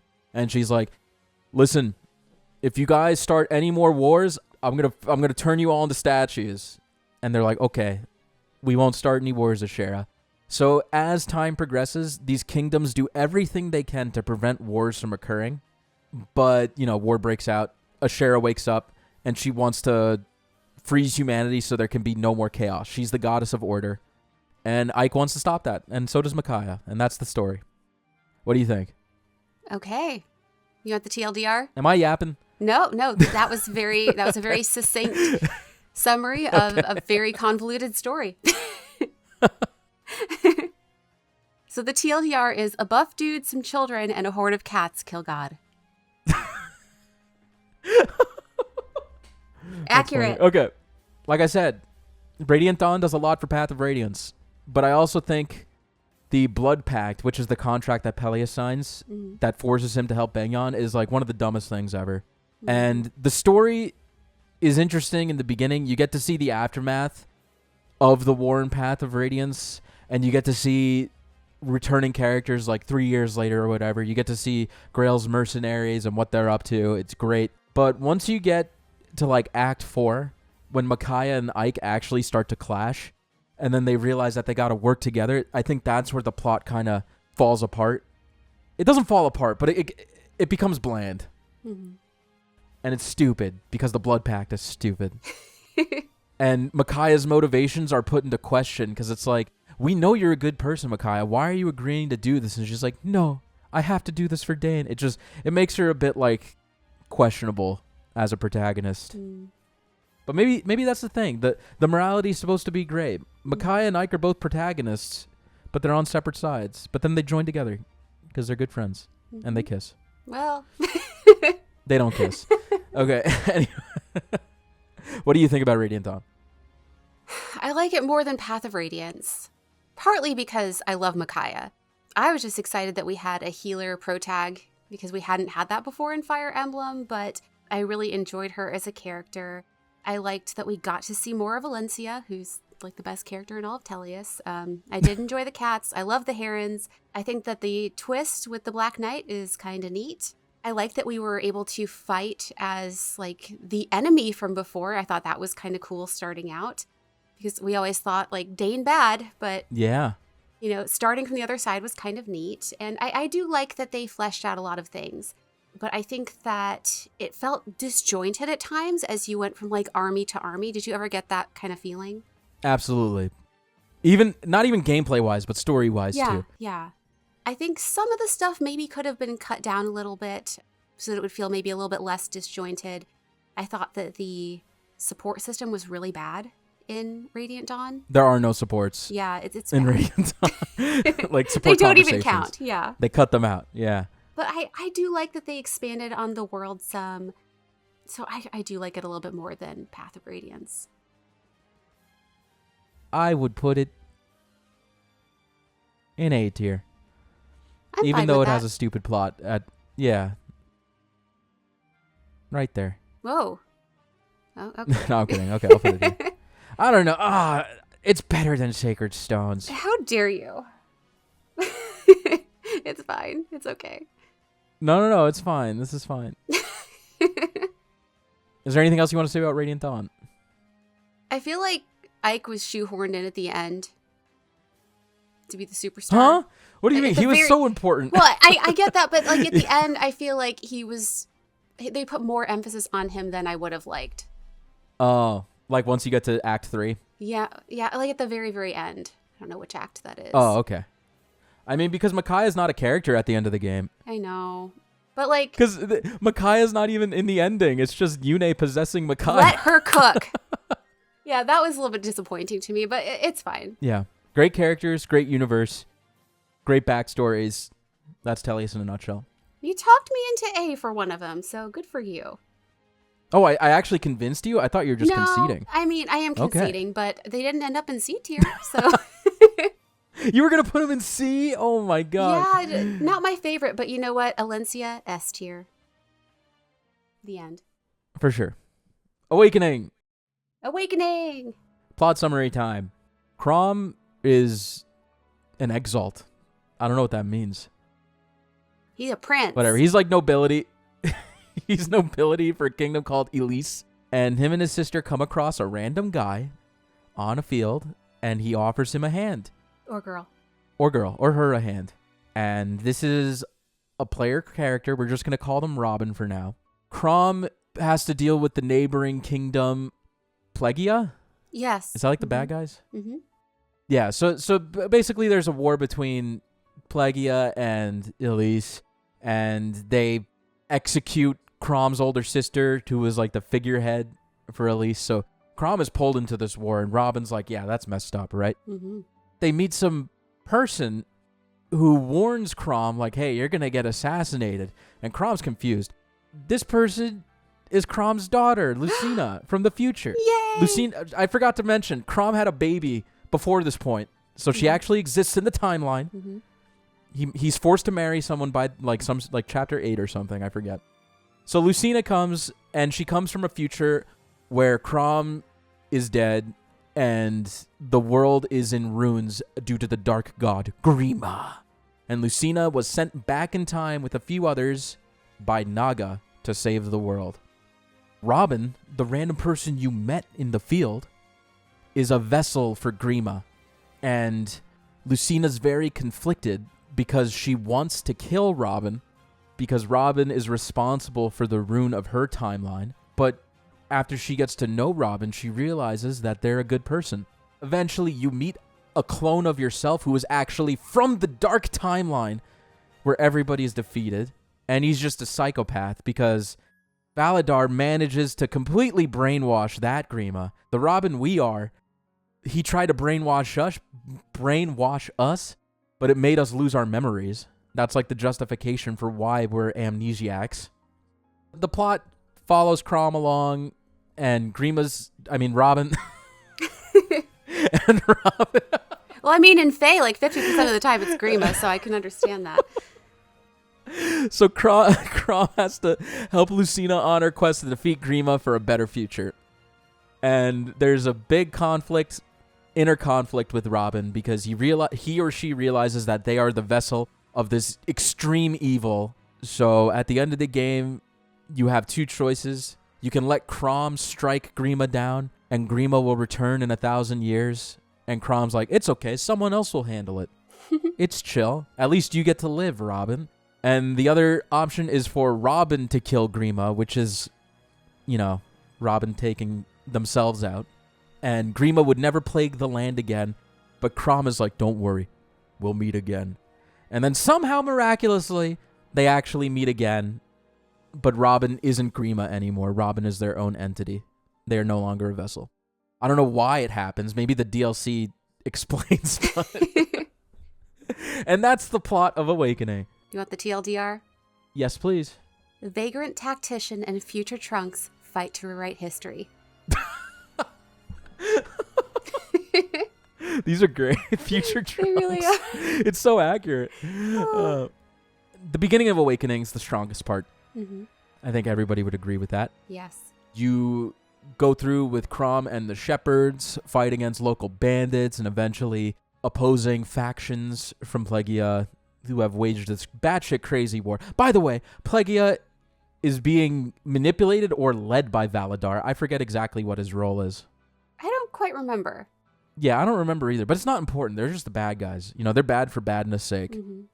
You get to this side plot story with Sayri and Valm, the country of Valm, and it feels like complete filler.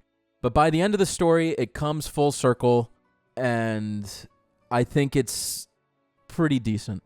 I don't think it's a terrible story. I actually like the plot a lot in this game, but I think it kind of loses focus. I think it can be a little bit convoluted, but I adore this story. It saved the franchise. Maybe not the story. It was probably Lucina.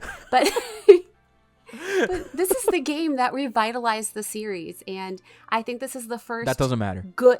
It does to me. I think this is the first good self-insert character. Yeah, I like Robin. Robin's a likable character. Yes. And I think depending upon the choices that you make, for me, of course, I always played as female Robin, and I always married Crom. I think that puts so much weight on that scene with Lucina when she's trying to decide what to do. if that's your daughter, It's oh her own my gosh. mother. Oh my goodness. It made me feel everything. So like that alone, like it's one of those moments that stuck with me, and that's what makes a good story for me. So lovable characters like Lucina, who's gone through so much. Gosh, characters like Crom, of course, and even what happened with Emran, that was also something that stuck with me. Yes, the main characters shine a lot in this game. The Yes. side characters less so, I would say. Yeah, I agree. There aren't a lot of characters I care a lot about outside of the main ones, you know? Yeah. But Tiki's there. That's neat. For fan service. I thought it was really cool. I was excited when I saw her. I forgot to mention Tiki in the first couple of games, but that's because she really doesn't play that big of a role in the first game. She's cute, though. She's just a mascot. Awakening, I love the time travel aspect, and I think Lucina's definitely the most interesting part of the story. Yeah. I think it deserves more credit in the story department than a lot of people are willing to give it. I agree. I think as a plot, it's better than Path of Radiance, but the universe itself is way less interesting. Oh my goodness. What are you doing? Where are you going to put Awakening? A! What? A is for Awakening! Oh my goodness. Listen. Yes, go ahead. Go ahead. I didn't get to mention this, but like this is the only game that did second gen characters well. The only one. What are you talking about? What are you talking? That's really big, but remember, Seliph exists. So yeah, fair enough. No, but I think the vast majority of second gen characters were good, and it was implemented in a way that didn't feel shoehorned in. That's a really good thing to bring up because the plot already has time travel involved. Mm-hmm. So having a second generation that's fully grown and interacting with the first generation at the same age, mm-hmm. like the plot actually sets up a device where it makes sense, and I really appreciate that. Mm-hmm. But the dialogue's whatever. For some reason, they talk in like oldie English, you know? If you go back and play Awakening, they have this annoying way of talking. Oh my gosh. The dialogue's fine. I just think the universe is so bland in Awakening, and it's really carried by its plot and mm-hmm. a few of its characters. That's what I would say. So the story, that's what it's carried by. The plot. And even then, you have a filler plot that feels completely inconsequential to the story. And the only reason you're there is to get another gem to put in your shield. I know. So you can go defeat Grima. It's like the Fire Emblem. That's the whole reason for going there. I know. Fire Emblem. Yeah, so I want to put it in B tier. Like, I don't think it deserves to go up there. Okay. Okay, you really want to put it here? You need to return your plus 10 Lucina. Return her. Gladly. Glitter, are you really going to put Awakening above Thracia and Path of Radiance? Oh, 100%, but this is a joint tier list, so go ahead. It's just my daughter that you're putting in B. It's okay. Think of the people who are going to click on this video for 2 seconds, and they're going to see that. Good. Hi. Thank you for the engagement. Boom. Let's move on. Okay. Birthright. Oh, boy. Okay. I'm going to summarize Fates in one thing, okay? Because it's extremely basic. You play as Corrin, another self-insert, and you're in this kingdom called Nor, and your father is like comically evil, King Garen. And Corrin loves her siblings, her 4 royal siblings, Xander, Elise, Camilla, and Leo. Loves them dearly. She eventually comes across a neighboring country, Hoshido, their group of royals, and they go, "Oh shit, Corrin, we finally found you. We've been looking for you for 15, or maybe less than that, 10 years, let's say." Right? Sure. And Corrin's like, "What are you guys talking about?" Turns out that Corrin is actually a Hoshidan, and that Corrin was kidnapped by King Garen and raised as one of his own. The plot of Fates raises the question, is family determined by blood or the people you love? What dictates family? I think that's like a major theme. What is in family? Fates. Yes. You're presented which route you want to take at the beginning of the game. If you want to side with your family or both, you have a choice. And this is where the plot will deviate. Oh, yes. In different timelines, and this is why I separated them. So which one do you want to talk about first? Well, I think we can start with Birthright, but I do have the TLDR. This is actually the last one that we have. There isn't one for 3 houses. But for Fates in general, it says, carve your path and choose your story. Thrice the game, half the plot. Truer words were never spoken. Okay, right off the bat, Fates' dialogue and universe are among the worst in the series. Oh, plot Easily. holes everywhere. Everywhere. It's so bad. Terrible. These are going to be in D tier. I'm just going to easily put these all in D tier. No. It just matters which one goes above the other one. No. You take that out. Anyway, Birthright. King Garen gives Corrin a sword, and Corrin goes back to Hoshido just to visit home. Mm-hmm. You know, they're like, oh, Corrin's back, guys. Corrin's sword explodes, and it kills Makoto, the queen of Hoshido. You know, Hoshido and Nor have been clashing for a while in little skirmishes, but that is the declaration of war. Corrin sees what Garen did to her mother, the assassination, and she can't side with Nor anymore. So she has to go on this journey where she's conflicted, fighting against the siblings she grew up with and loved. But she's doing what's right. She knows Garen is a bad person, and she's moving through the poorly fleshed out universe of Fates, discovering all the different cultures, like the cool fox people and the poor people who live in the sewers. Yeah, the plot is very basic. You kill Garen, end the war, right? Nor bad. Not very interesting.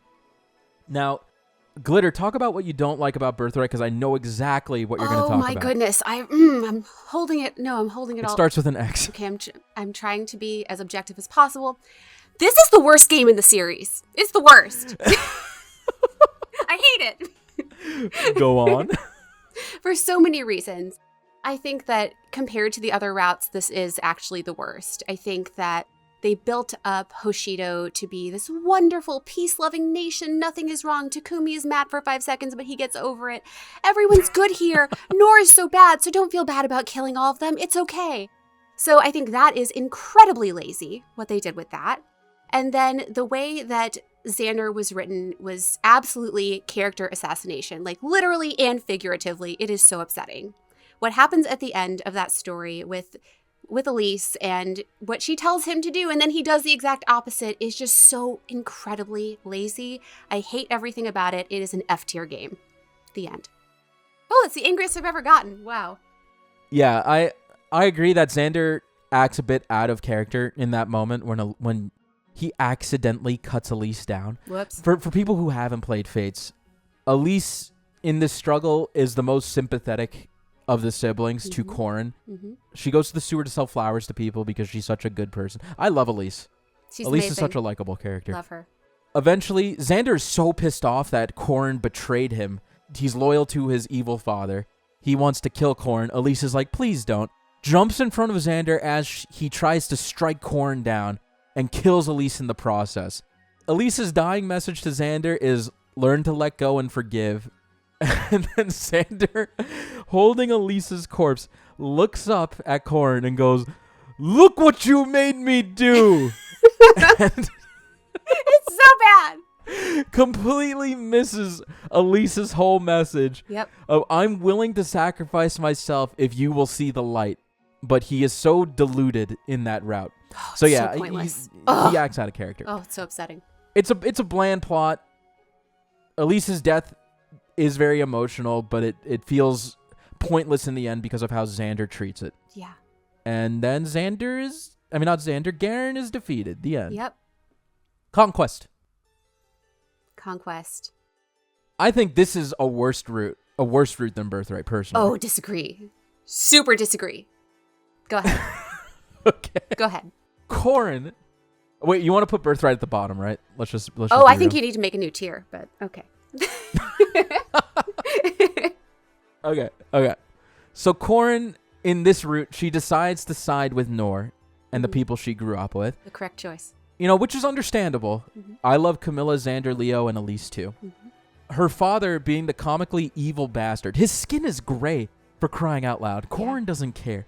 You know, she's just like, I need to please father, right? She kind of knew that Garen was messed up after the sword explodes, but she still tries to obey Garen because for some reason, she feels like she can't stand up to him. She or he, sorry. So for some stupid reason, Corrin is acting as Garen's lapdog while regretting every action that Corrin is making. The plot is basically eventually informing all the siblings that Garen is possessed by a non-cos, an evil dragon, of course. Oh my goodness. They obviously don't believe Corrin because Garen is their father, the man that raised them. They love him. They don't want to see the truth that Garen could possibly be possessed. He's a goopy monster. Corrin has to use some bullshit chair to reveal to them that Garen's possessed. Like, she can't do anything else to convince her siblings. None of the war crimes can convince their siblings.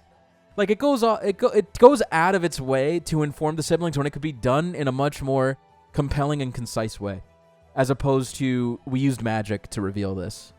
You know, I just feel like it's so stupid. She could write down, Dad is a goopy monster. She doesn't have to say it out loud, because something happens if she says it out loud. She can just write it down. Mind you, I forgot to mention Vala and how stupid Vala is. Oh, we'll get to more of that with Revelation, right? Yeah. Anyway, yeah, Glitter's right. There's a curse in Vala that if she tells anyone the truth, she's going to explode. Just like Dayan and Pat and Radiant Dawn, just like Dayan, she will explode. My whole problem with Conquest is if you're going to do a story where you have two different sides and one is painted so clearly evil, they're painted that way. The Hoshidan side is clearly supposed to be the good guys. There's no question about it. They should have just doubled down and let Corrin just be a bastard. And Corrin just joins the dark side. They should have rewrote the whole thing. So when you pick Conquest, you're actually the villains. I think it would have been way more interesting. Okay, may I have the floor? Yes, please, take it. Okay, I would argue that Conquest is a significantly better experience than Birthright. I think that the characters in Conquest are much more well-written, and even though we're not like just clearly evil, I think that they're much more fleshed out and there is a lot of nuance there that you don't get any of in Birthright. In Birthright, everyone on your side is just good, the end. I think it's much more interesting in Conquest that everybody has kind of conflicting... A good side. Yeah, they have a lot of conflicting points, and I really think it's very interesting when you kind of dive into how the Norian siblings were raised, particularly with Xander. And I know I'm biased, you don't have to say it, but I think that his story is particularly interesting because he remembers his dad before he turned goopy. So there's that extra piece of kind of reconciling the dad that you knew with this stranger who you still feel some love and loyalty to, and kind of the conflict that comes with that. And yes, it could have been executed 10 million times better, but I think it is way better than how Birthright is done. And I also think that Ryoma is a lot better written in Conquest. That's like another moment that will stick with me that I won't forget. That's a good point. I think my frustration in Conquest is Corrin. It's focused on Corrin. But I didn't give enough respect to the aspects you list. Thank you. But Corrin is way worse in this route. It's so stupid. Oh my god. It makes no sense. I still love Corrin, though. So where would you put Conquest? Well, okay. This is hard because I would happily go back and play Conquest a million times over. Like, way more than many of the other games. And experience the story? Yeah, because I'll laugh.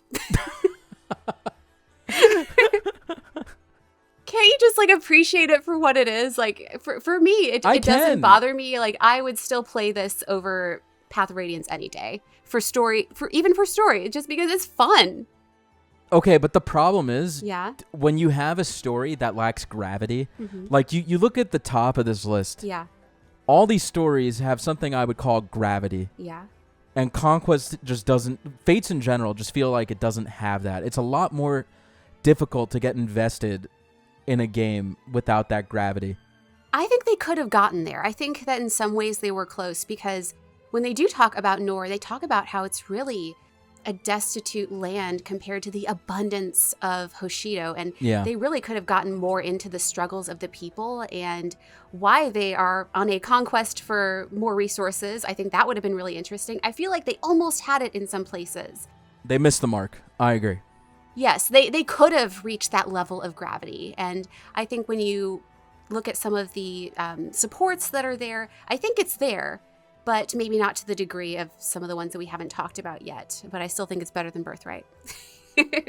Okay, so where do you want to place it? Well, if it were just me, I would put it in A, but I know you want to put Really? it much lower. As a I love story? it. I have so much fun with this story. It can make me laugh. It's so I love comically Corin. bad. She's so sorry about everything. I'm so sorry. Also, she has great hair. She does. Yes. We're not going to mention the male version. No. Glitter and I streamed Conquest. And people, if they haven't seen it, they can go back and watch and listen to my beautiful Hinoka voice. Yes, Glitter and I did a full story playthrough of Conquest where we voiced a lot of the characters. It was super fun. And it was so much fun to laugh at the game. And that's why it should go in either D or C. Fine. As long You as can't convince me. It cannot be in the same row as Birthright. Okay, I'm willing to say it's more interesting than Shadow Dragon, but it's a lot dumber. Their characters are better. You have to take into account the characters. That's just a product of its time. Okay, fine. I'll put it above the Arcanea games because Arcanea sucks. Elise! Just for Elise alone. Putting her any lower is like doing what Xander did to her in Birthright all over again. I don't want to do that.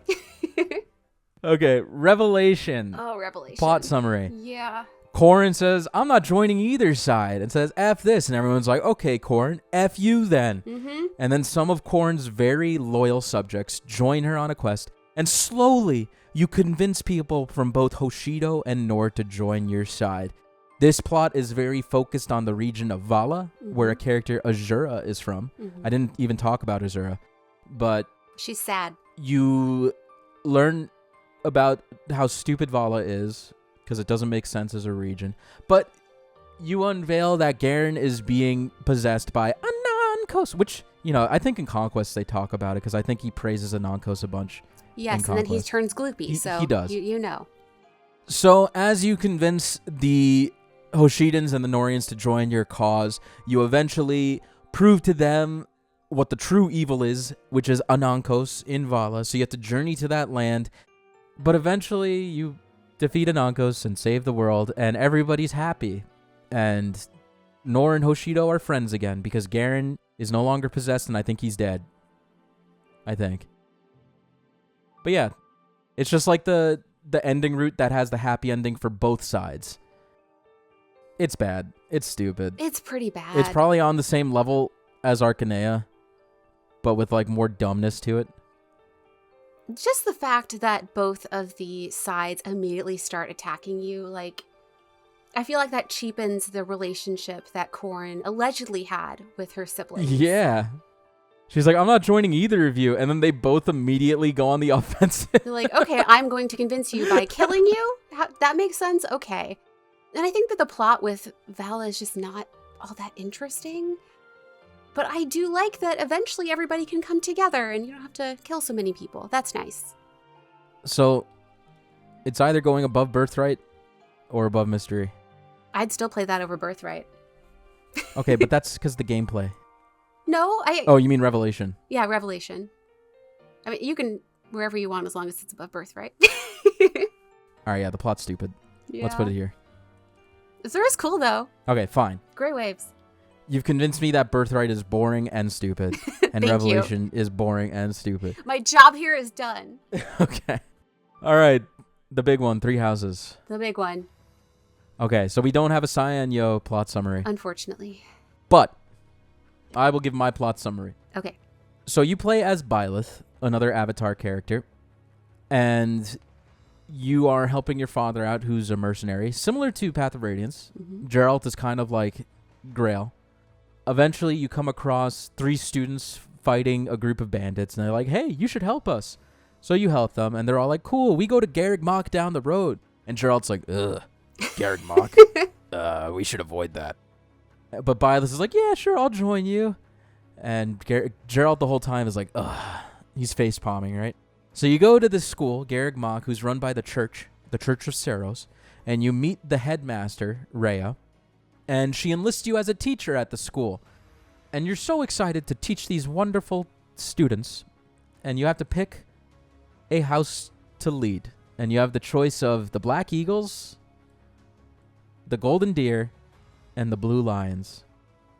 Now, this choice does not seem very consequential at the beginning of the game, but it absolutely directs the flow of history dramatically on this little choice you make, where you make the decision based off maybe like 3 lines of dialogue that you could have with these characters. You're just going to go off of who you like the most.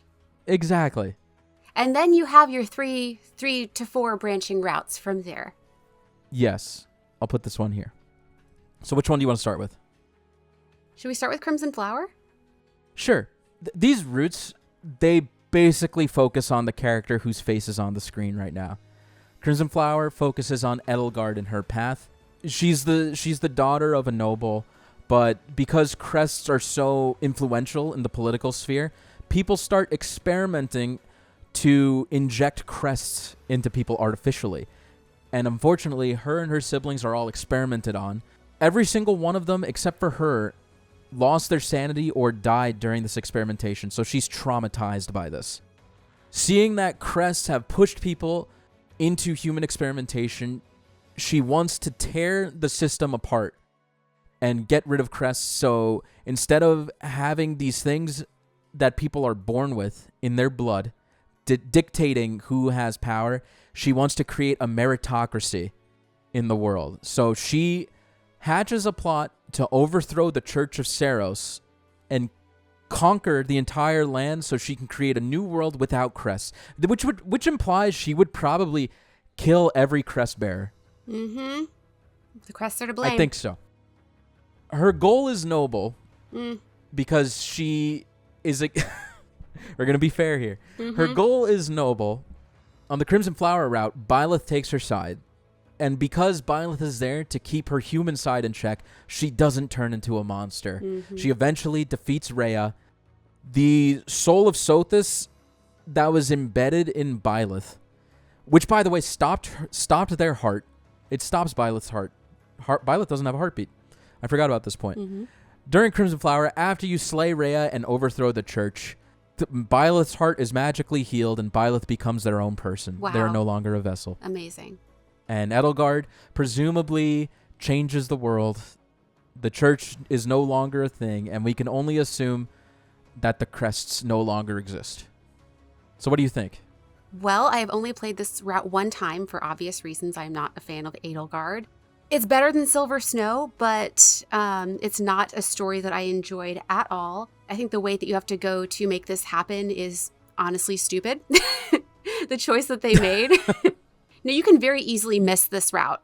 Oh, do you mean like the dialogue option? Yes, because actually Yeah. Silver Snow is kind of the default. You have to make a very specific choice to be able to get Crimson Flower. And I feel like most people that initially went that route went for Crimson Flower because they like Edelgard. So I think that it was really clunky the way they handled that, because if you don't make the right choice, then you end up with Silver Snow, which I'll get to. But I will say the writing is better in Crimson Flower than in Silver Snow. I really dislike the way they dehumanized Rhea. I feel like some of the choices she makes are kind of out of character. It just was not my favorite route. Okay. Was that objective enough for you? I agree. No. It was pretty objective. I've only played these two to completion, I'll be honest. I'm currently streaming this one, right? I think it's pretty agreed upon that Azure Moon has the most effort put behind it in terms of cutscenes and CGs. It feels like they focus the most on Azure Moon, and Crimson Flower feels like not an afterthought, but it feels like they didn't have enough time to flesh it out. Because it's the shortest. Or Silver Snow is the shortest, or Crimson Flower? Crimson Flower is the shortest. Yeah, it's the shortest story out of the 3, the shortest route. I think when we're ranking these games, we have to rank Three Houses as a whole first. Oh, really? I think Three Houses, its universe is extremely well fleshed out. Yes. And all the characters you meet, like the writing, the dialogue, it's all A quality or higher. Like, I don't want to say top notch, but it's good stuff. I love the setting that's laid out in Fodlan, and I think these different routes tell a very compelling story from different perspectives. These 3 characters have their own motivations, whether they're like big, like Edelgard has big visions for how she wants to shape Fodlan. Claude does as well. Dimitri's story is a bit different. that it's just a man plagued by a traumatic past, right? Mm-hmm. But I just think it's so interesting that these different routes, how certain events would play out depending on who you side with. Mm-hmm. And I think the universe itself is just so rich that I think Three Houses is on the top end of stories in the series. I would agree. However, I do feel like some of the routes bring it down a little bit. I think that if they had eliminated Silver Snow and dedicated their time more to fleshing out Crimson Flower and adding in those couple little extra pieces that they gave us in Silver Snow, just put it in Verdant Wind, I feel like it would have been an absolute top tier game. But I feel like they spread themselves too thin by going in all these different directions, and there were just some open-ended areas that felt like it really wasn't fleshed out enough. And I feel like it could have been a little bit better if they had made some different choices. But overall, it's a very rich world. The supports are fantastic. I love the growth that so many characters have. Pre and post time skip, you really see these characters grow up, which you don't necessarily see in some other games, and you really develop a connection with a lot of the characters. But for me, I have to rank them differently because I do feel like there's a different level of quality with each route. There's a different level of quality, and I put them on the list of separate items. I should just reiterate this. I said it at the beginning, but they're different timelines for stories, as opposed to like Hector and Ella Wood's route in FE7 or like Erica and Ephraim's route in FE8. Mm-hmm. They kind of converge to the same story. Yeah. But yeah, I can't agree more. I think this game, a lot of people say it was rushed. I just think they had their scope set out too big, and they couldn't deliver with it. I think that's one of the main problems with it. A lot of the writing is great, but certain aspects feel rushed. Yeah. So Crimson Flower, I'm rating it with Three Houses and Fodlan behind it, and the writing and the characters and whatnot. Oh. You'd put it lower. Oh, yes, I would, but go ahead. Where would you put it? Crimson Flower is C tier for me, but C. Yes, I would never play it again. But I will say it's better than Silver Snow. And there are a lot of great characters that do have their merit. I'm not down with Edelgard's plan. It did nothing for me. But I could see why people like it. Regardless of whether you agree with Edelgard and her philosophy, I'm ranking this with Fodlan behind it. I need to stress that. Yeah. Okay? Because each of these games, it's not fair for me to put this in C tier. Because Fodlan carries, it's just like a different route. Like, we're just doing this for the conversation of which route we think is written better. Yeah. You know, but I think Three Houses should be like up here, A and plus. I would put it above like Sacred Stones. Oh my gosh. Even. Well, for me, there are no moments in Crimson Flower that stand out or something that I will remember. It just was not a compelling story to me. I didn't care about the characters quite as much, even though there are some Black Eagles that I love. It just was not as fleshed out of a story as compared to the other routes. And so for that reason, like from an objective standpoint, I would rank it lower than two of the other routes. Fair. But do you agree with me that Fodlan pushes it here? Or do you think Fodlan as a region is not as interesting as I'm giving it credit for? Fodlan as a region is great, but I just feel like each route is different enough that I would rank them differently. Let's just move on. Okay. We'll move on. Do you want to do Silver Snow real quick? Just because it's like, yes. I've heard Silver Snow is just Verdant Wind, but it takes place in the Crimson Flower route. But worse. And you have a ton of people who are disappointed because they thought they were getting the Edelgard route. I've only played Silver Snow one time. I was very disappointed by it. And like, there's really only one piece of information that I remember was something new that I didn't get out of Verdant Wind. So you don't get a house leader that's charismatic that you love. I mean, you get Sedith, but I mean, he's great, but not the same experience. If you were going that route, you probably wanted Edelgard. You didn't get her. And so then you just get this information that you already pretty much knew in Verdant Wind. It's pointless. Okay, but yes, from what I've done some research, and I think you get more on Rhea, even though she's missing in the route. Yeah. I should just like dictate the difference between Crimson Flower and Silver Snow. There's a point where Edelgard, stands her ground. She says, I'm going to wage war against the church. And Byleth is given the choice. Do I join Edelgard or do I stick with the church? And if you stick with the church, you get Silver Snow. Edelgard's like, fine, whatever. I don't give a shit. So this is more of like Rhea's backstory, I think. Kinda. A little bit. I think Rhea comes to terms with all the awful things she has done in terms of executing people to withhold her power at the top of the food chain and rewriting history so she doesn't seem as bad as she actually is and whatnot. I think you get a little bit more of Rhea, but I've never played this route, so I'm just like speaking off of what I've read. I mean, you can get a little bit more, but I don't know. I don't think it's worth the effort put in for it. You just play Verdant Wind, and then you can read like a paragraph and find out the extra stuff about Rhea. I don't know. I just feel like it doesn't feel like it adds too much. They could have used their resources elsewhere to make Crimson Flower and Verdant Wind more fleshed out. It's my least favorite route, and that's saying a lot. So B tier. I would put it in B. I just don't think it's the best. Fair. Let's put it here. Okay. All right, now you're going to have to talk on Verdant Wind because I haven't finished this route. I adore Verdant Wind, partly because Claude is my favorite of the three lords. I love that his story is a little bit different. I love the cast of characters that you get to use. He definitely goes into a lot more about racism and his upbringing that you don't really touch on in the other routes. You also find out a lot about the church in the route. You get to fight the dubstep people. Generally, I just think it's really, really fun. And of course, it is the only route where you can marry Claude. So that is always my favorite one to play. But it is actually not my favorite of the stories. Very succinct. Yeah. I think that's accurate. From what I could tell, the Verdant Wind route dives more into the lore of Fodlan and like how it's set up, right? Yeah. These two routes are following the character specifically and their motivations. Claude's route, he has his motivations. He's faced prejudice because he's a prince who is born half Almiran, half Fodlanese, or whatever you would say. So no one really accepts him, and he realizes how much discrimination is in the land, and he wants to unite he wants to break down the walls between the regions and let all the people coexist. Yeah, he does. And realize that there's really not too many differences between them. He's the best one.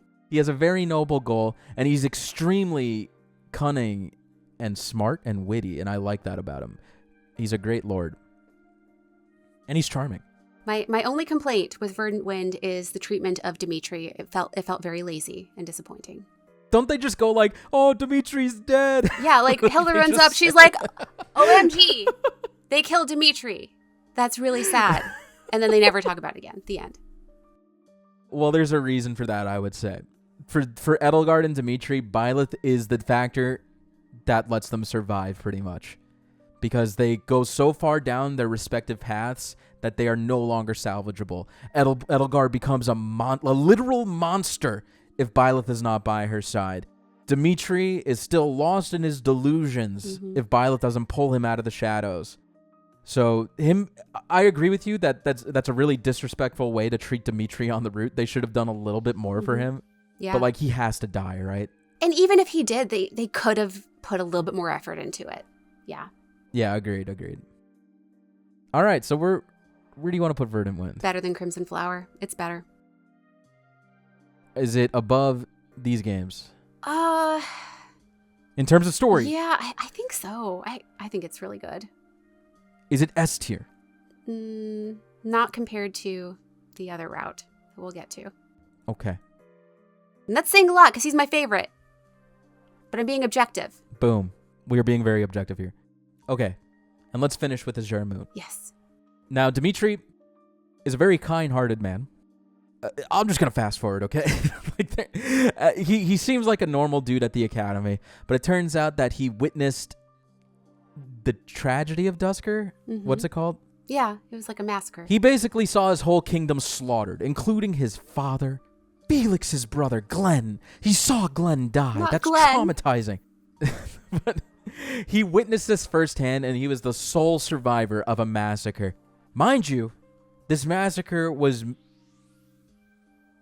done by the Adrestian kingdom, but they were being manipulated by the purest of Agarthans, those who slither in the dark. And they're basically trying to throw the whole world into chaos. So they're manipulating the Adrestrians, and they're slaying as many people as they can. Doesn't even matter. Dimitri is traumatized by what he has witnessed. Edelgard is a girl he grew up with. He met her. She came to Fargus because she had to flee Adrestria for a couple years. I don't remember why. But presumably, he falls in love with this girl. They're probably like 10, 11, 12, something, whatever. He gives her a dagger. And he says, carve your own path, Edelgard. And they meet up at the academy later. And I don't know if Dimitri ever questions it, like, oh, Edelgard's back. Well, okay. First, her mom married his dad. They're married? I thought so. Well, they're step-siblings, Yeah. but they don't know it. Yeah, but also when he met her when she was younger, I think she had different color hair. Because before, Yeah, she had brown hair, but the experimentation turned it white. Yes. Regardless, it's not that Because that was his stepmom. And so he felt so betrayed because she helped orchestrate things so that she could get back to her daughter. Yes. When it's revealed who the Flame Emperor is, Dimitri snaps.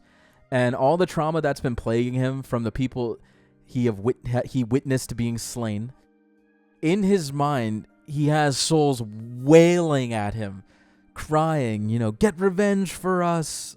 Like, you aren't worthy of living. He is just plagued with this trauma. And once that moment happens, he snaps and is thrown into the darkness.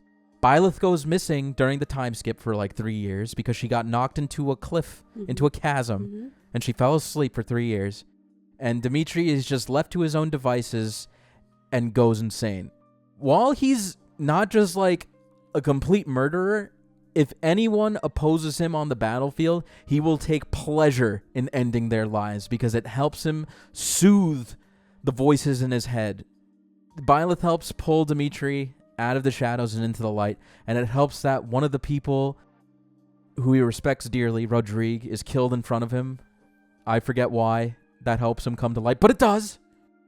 And Dimitri agrees to help end the war. He needs to stop Edelgard, who is waging this war against the church, to bring as much peace to the land as possible, because Dimitri strongly believes that taking life is the worst thing you could possibly do, which is contradictory to his insane form.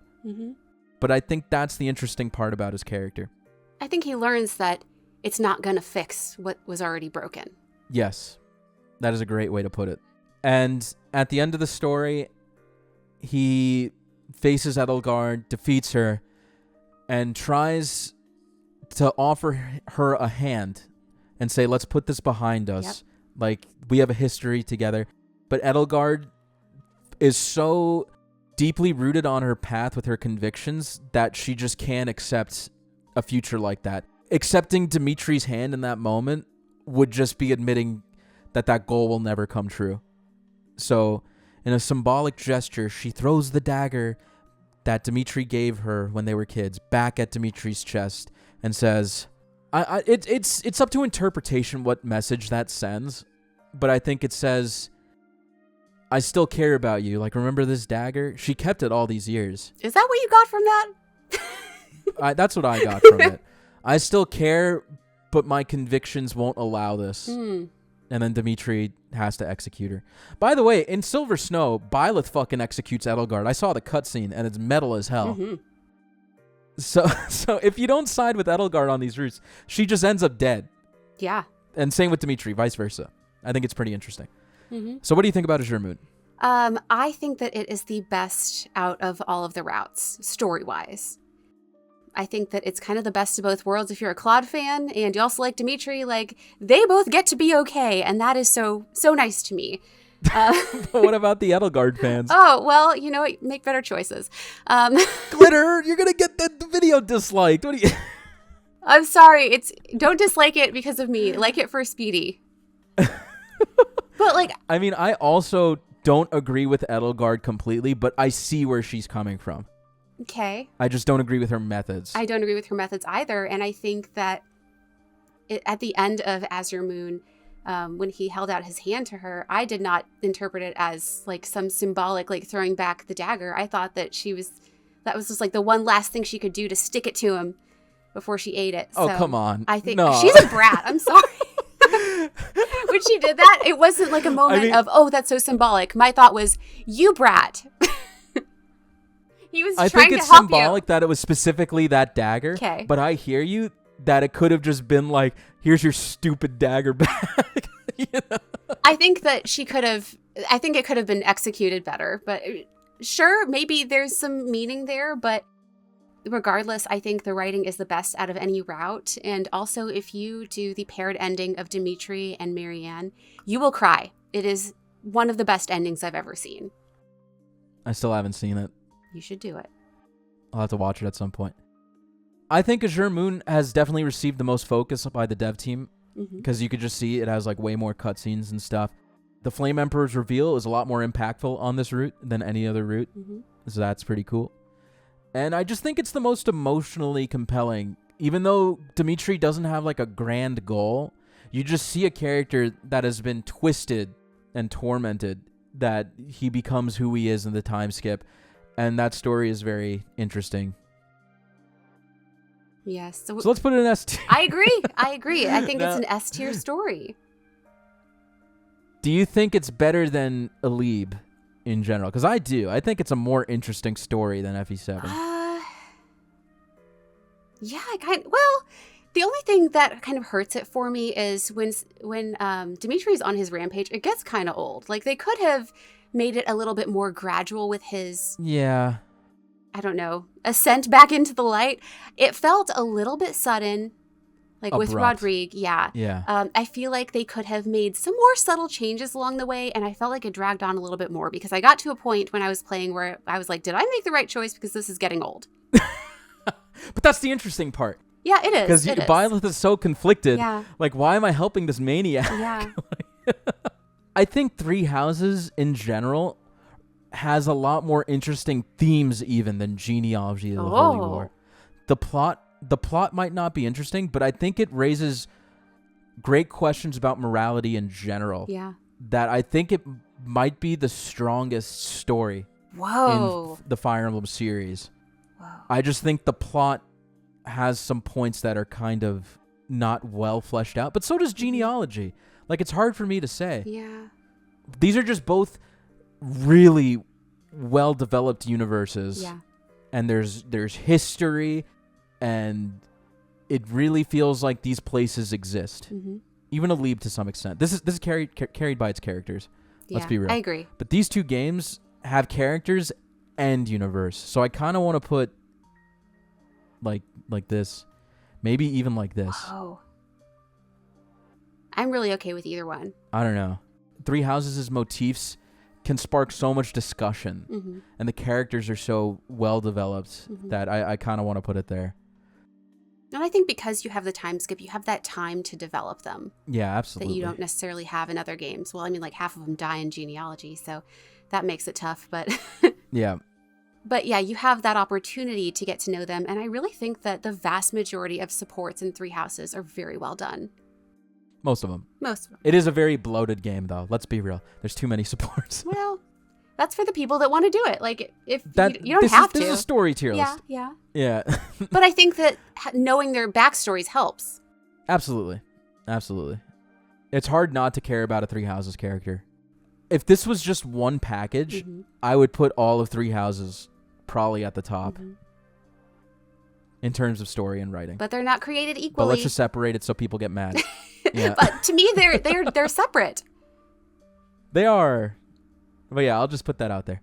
Anyway, I think it's S tier. I think it might be the best story in the series. Okay. I'm going to get shit for that. Whatever. It's okay. Doesn't matter. Engage. Yes. Who wants to talk about Engage? Yeah, I do. I love this game. I'm the only one. Plot summary from SpeedyHawk. Alir has risen from 1,000 years ago. They met the flower who cares for everyone. They met the black and steel and the land. I forgot the lyrics. Meet the flower who cares for everyone. The rising force. The rising force of black and steel. Fighting in the desert sand. Fighting in the desert sand. The snow that sweeps across the field. Yeah. Yeah, she meets all of them. Emblem Engage. I keep doing that. I keep calling them she's. Well, we've played as female, so it's fine. Yeah. Alir is a divine dragon, and she's asleep. I'm just going to stick with she. She's asleep, and there's a band of people who devote their lives to protecting the divine dragon. They've been sleeping for 1,000 years, and Alir meets her mom, Lumera, and Lumera's like, oh, you're awake. I love you so much. I love you so much. And I don't remember if Alir remembers her mom or if she has memory loss. She doesn't remember. Yeah, she has memory loss, right? Yes. Because of the sleep. Yes. It's a hazy dream. It is a hazy dream. The Sombranese invade and they kill Lumera. Terrible. And they're gonna kill everyone. Alir has to go on a journey to gather the royals from each region to help her defeat Sombron and save the world of Elios. But there's more than that. There's more to it than that. There is. But that's a basic plot summary. It's a very basic plot. There are rings. Emblem rings. I forgot to mention. So this game, if you guys haven't played it, I'm sure most of you have. There are rings in this land that are given to each of the kingdoms that have the souls of main characters from the other titles. So you have Marth, you have Celica, you have Sigurd, you have Ike and not Robin, Lucina's the Awakening. You have Ike and Leaf and everybody's there, right? And Byleth is there. And they do absolutely nothing with those characters, and they're just there to be shiny mascots. But boy, are they neat. I love them. Yeah, they're fun. But this is a game that's definitely focused on, like, oh, look, like it's that character, and less on, like, what impact they might have on this land. Elios tries to tell its own story. They do, yes. Even though it has all these lords. No, I feel like it almost feels like a fun little just Easter egg that they put in for each of the characters. They definitely went like on the more just like, not fan servicey, but they went for the characters that they knew would be the most popular, not necessarily the most impactful. Like from their Lucina is the most impactful though. Well, yeah, I would say yes for her, but do you think Lynn is more important than Hector? Oh yeah, you have a good point. I forgot about that. But I think it was nice. I think it's a really fun mechanic. I like that a lot of their skills are callbacks to the way they played in their original games. Marth is very in the forefront. I don't know how to feel about that, but in the story. Yeah, he's very important because he's like the because first he's one. A blue mannequin. Yes, he really is a blue mannequin. And then there's that fun gotcha mechanic as well, so you can see. Okay, we're talking about gameplay. Okay, we're talking. Sorry. But the story. Yeah, but I hear you. Okay. There's a lot of homage. Yes. With all the characters, with the rings, you can see all the characters from the previous games. It's definitely a love letter to the series. It's an anniversary game. Absolutely. And then you have a lot of really fun characters. You have some that are very cartoony and over the top, but you also have some that are much more down to earth and actually have really good stories. And specifically with Brodia, I feel like they could have just gone really, really shallow. They could have made Morion like an awful dad who picked on Alchrist, but they didn't. They made him fun. They kind of subverted some tropes, and I appreciated that. That's a good point. I agree with you. I'll just finish Alir's story just so people know. Okay, wait. Before I do this, I need to touch on Lumera and Alir's relationship. Yes. Because in the community, I think most people can agree that Lumera dies within like the first couple chapters, and it just feels like a rehash of Makoto. And like, how is the player supposed to care about this relationship when you've only known them for a couple hours, maybe? I cared. Like, a lot of people make fun of the death scene, right? I think when you play Engage through the lens of knowing more about Lumera and Alir's backstory, that's what makes it more emotional. And I think that was a misstep from the writers. Because they show off this death at the beginning of the game, and everybody just immediately writes it off because it doesn't have any gravity behind it.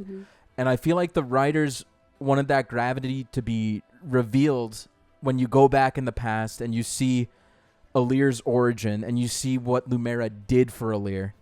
That's supposed to make the relationship a lot heavier and emotional. Yeah. But like, everyone writes it off because the first impression is so poor. So it's an issue I have with the game. No, I understand where you're coming from. I do think that it was a little bit abrupt, but they also, I don't know how they would have structured it differently because they didn't want to reveal like Alir's true origins that early because it was supposed to be like a big plot twist in the later half of the story. So I don't know if maybe they kept her alive just a little bit longer, if that would have helped. But for me, like from the beginning, I was invested and I definitely felt very sad when she died. I did too. But I mean, I hate to be the armchair writer and be like, oh, this could have been better if they did this. But my personal suggestion is maybe they should have made Alear like a bit more distant when Lumera died, and she's like, "Oh, that's sad," and everybody around her's like, "No, Lumera's dead. What do you mean?" And Alear's like, "Oh, am I supposed to be sad?" Something like that. But they push her on this conquest anyway, and then the backstory is revealed with Lumera and Alear's relationship, and then Alear realizes, how much Lumera cared for her or him, and like why that relationship's important. Then when they reunite at the end, when Lumera is like a ghost, it could have been a lot more impactful that way, I think, because the player would have agreed with Alear. They would have been like, why should I care about this character? Like, I don't even know them. I think that could have been cool. Yeah. That would have been interesting. For more backstory on Alear, she's an evil dragon. She's not actually a divine dragon. But the game has a theme of what your blood doesn't dictate what you are. Your actions and your bonds do. Even though you're, what do they call a fell dragon? Even though you're a fell dragon, you can still be a good person as long as you have love. Lumera shows Alear that love. Alear becomes a divine dragon. With really bad hair. Really bad hair. Really bad, but that's because I'm not going to dive into the backstory too much about why Alear's hair is like that, but it makes sense, I guess, but it's not the greatest. They could have done a gradient. Anyway. It's okay. What do you feel about Engage? And I feel like you touched upon it with some of the characters are really fun. A lot of them are one note, but there's a handful of them. What's the king of Brodia's name again? Morian. He was amazing. Yes. Like, I just love him as a character. I wish we got more of him. I thought he was fantastic. I thought the Queen of Solm was really fun. Yeah. I also really loved Ivy as a character. I thought that she was one of the best written characters. Probably. Like, they could have gone super tropey, but I think that she was much more nuanced than I expected initially. And she's one of my favorites, so I am biased, but I thought that she was very well written. And then you have Firene. Yeah, Flowers. It's very hit or miss, like the quality of the writing with the characters.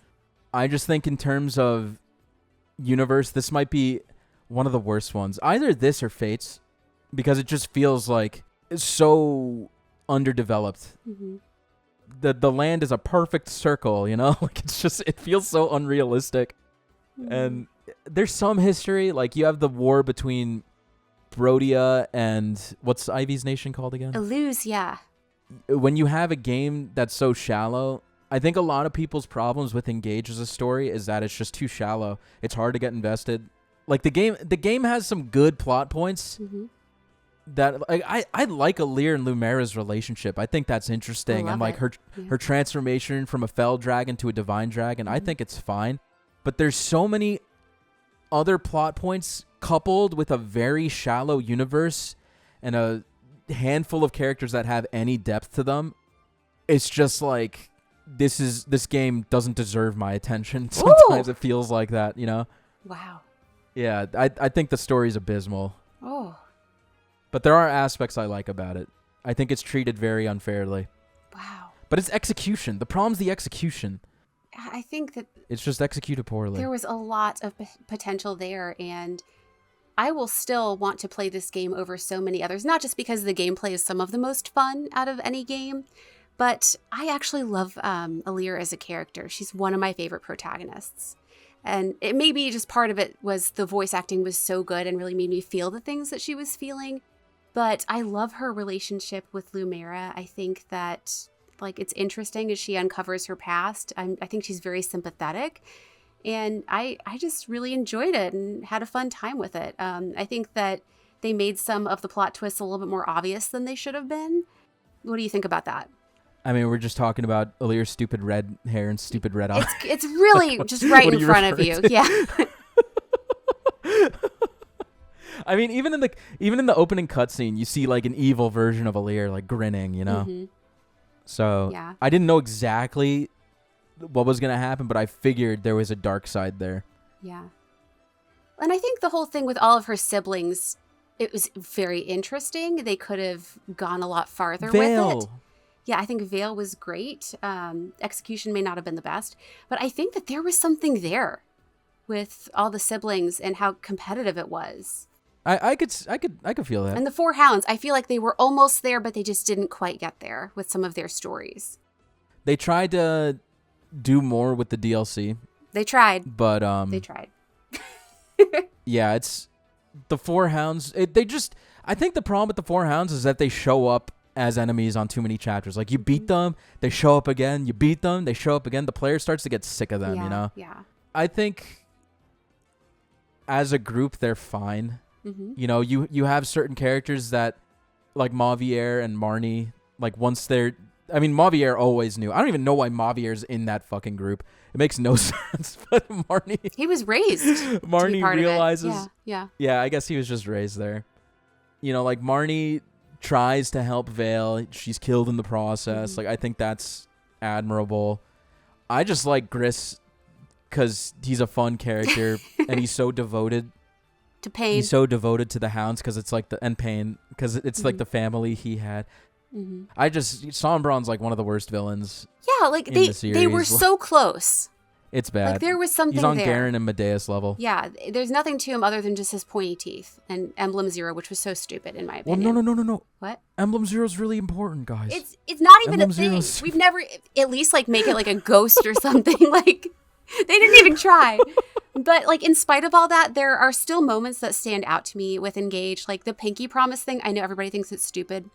I loved it.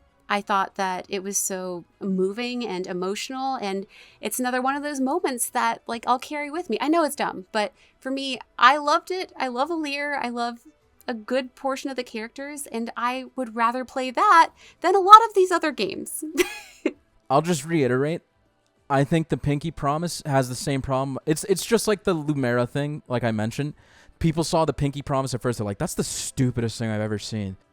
But when you see the Pinky Promise later in the story, that's when it hits, I think. That's like when I got emotional about it. Because you actually know more about Lumera and her relationship with Alear. So I feel like so many people are so quick to dismiss the Pinky Promise, and it's a bit disappointing. But it's an execution problem, you know? They dropped the ball. So where would you put Engage? Higher than you, probably. Oh, no!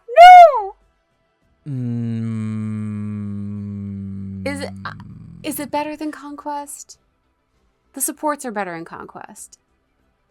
What do you think? Ah, man, this is hard. Because, like, I hate it. Because I think the plot has so many...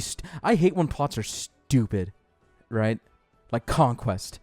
The plot is stupid. But fun. So fun.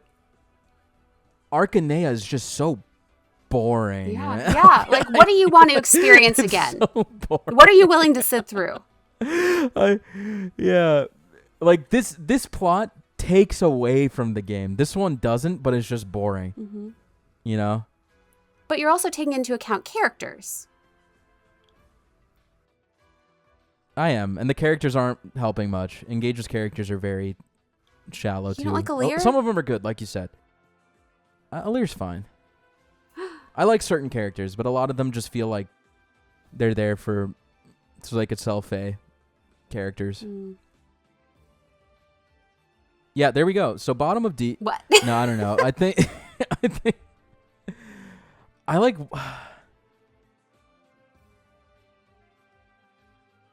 They tried to be more ambitious than, like, let's say Binding Blade, but they just failed to. And in terms of the end product. Yeah. So I'm gonna put it like here. Okay. No, like here. I think the characters are more fleshed out in Conquest, but They are. I don't disagree with you. you had a goopy monster in Conquest, so there are no goopy monsters, just pointy teeth and Engage. But I think in both, the antagonist is so one note, and that definitely brings it down. Yep. Yeah, I think I'm gonna put it there. The story really offends me, but at least they have certain points that they hit that makes me want to give it credit, and that's in terms of Alear and her backstory or his backstory. Anyway, are you okay with this placement? Yeah. All right. Well, I think that's where we're gonna place them, guys. There it is. I hope you had fun talking about Fire Emblem with me for 3 hours, I Glitter. have had so much fun. It's been really nice having a channel. We're done for. No one's going to respect us anymore. Oh my goodness. Yeah. Hey, comments. I'm sorry if this list pisses you off, but remember, this is just our opinions. I can agree that Thracia has the best story ever. What? No, I can't. I'm just... But yeah, I hope you guys enjoyed listening to us talk about the list. I just felt the need to dive more into the stories because I don't feel like I get to talk about them very often. It was a lot of fun talking with you, Glitter. Yes, it was so much fun. And I think that Fire Emblem doesn't always get enough credit for some of the stories that they give us. Agreed. Probably because of some of the more recent entries. But but I think that there are a lot of great stories there. Sometimes you have to dig a little bit for it. And if you guys haven't played some of these games, I would highly encourage you to check them out. But we spoiled them all, Glitter. You know what? I knew everything that happened in Genealogy, and I still played it and still had a great time. Except for all the times that I had to like reset. But it was worth playing despite the fact. Well, that's going to be it from us, guys. Be sure to leave a like and a comment about how stupid we are. And I'd love to discuss with you in the comments. Do I have to defend anything on this? I think this list is pretty fair. I think people are going to be upset about Path of Radiance. I don't know. I feel like people are going to be more mad about Azure Moon. Really? Whatever. It's good. Yeah, I don't it's know. good. We'll talk about it. Anyway, thanks for watching, guys. Hope you enjoyed. Be sure to check out Glitter's channel and subscribe to her. It's gone. And it exploded. Catch you next time. Until next time, SpeedyHawk and Glitter are out. Bye, guys. Bye.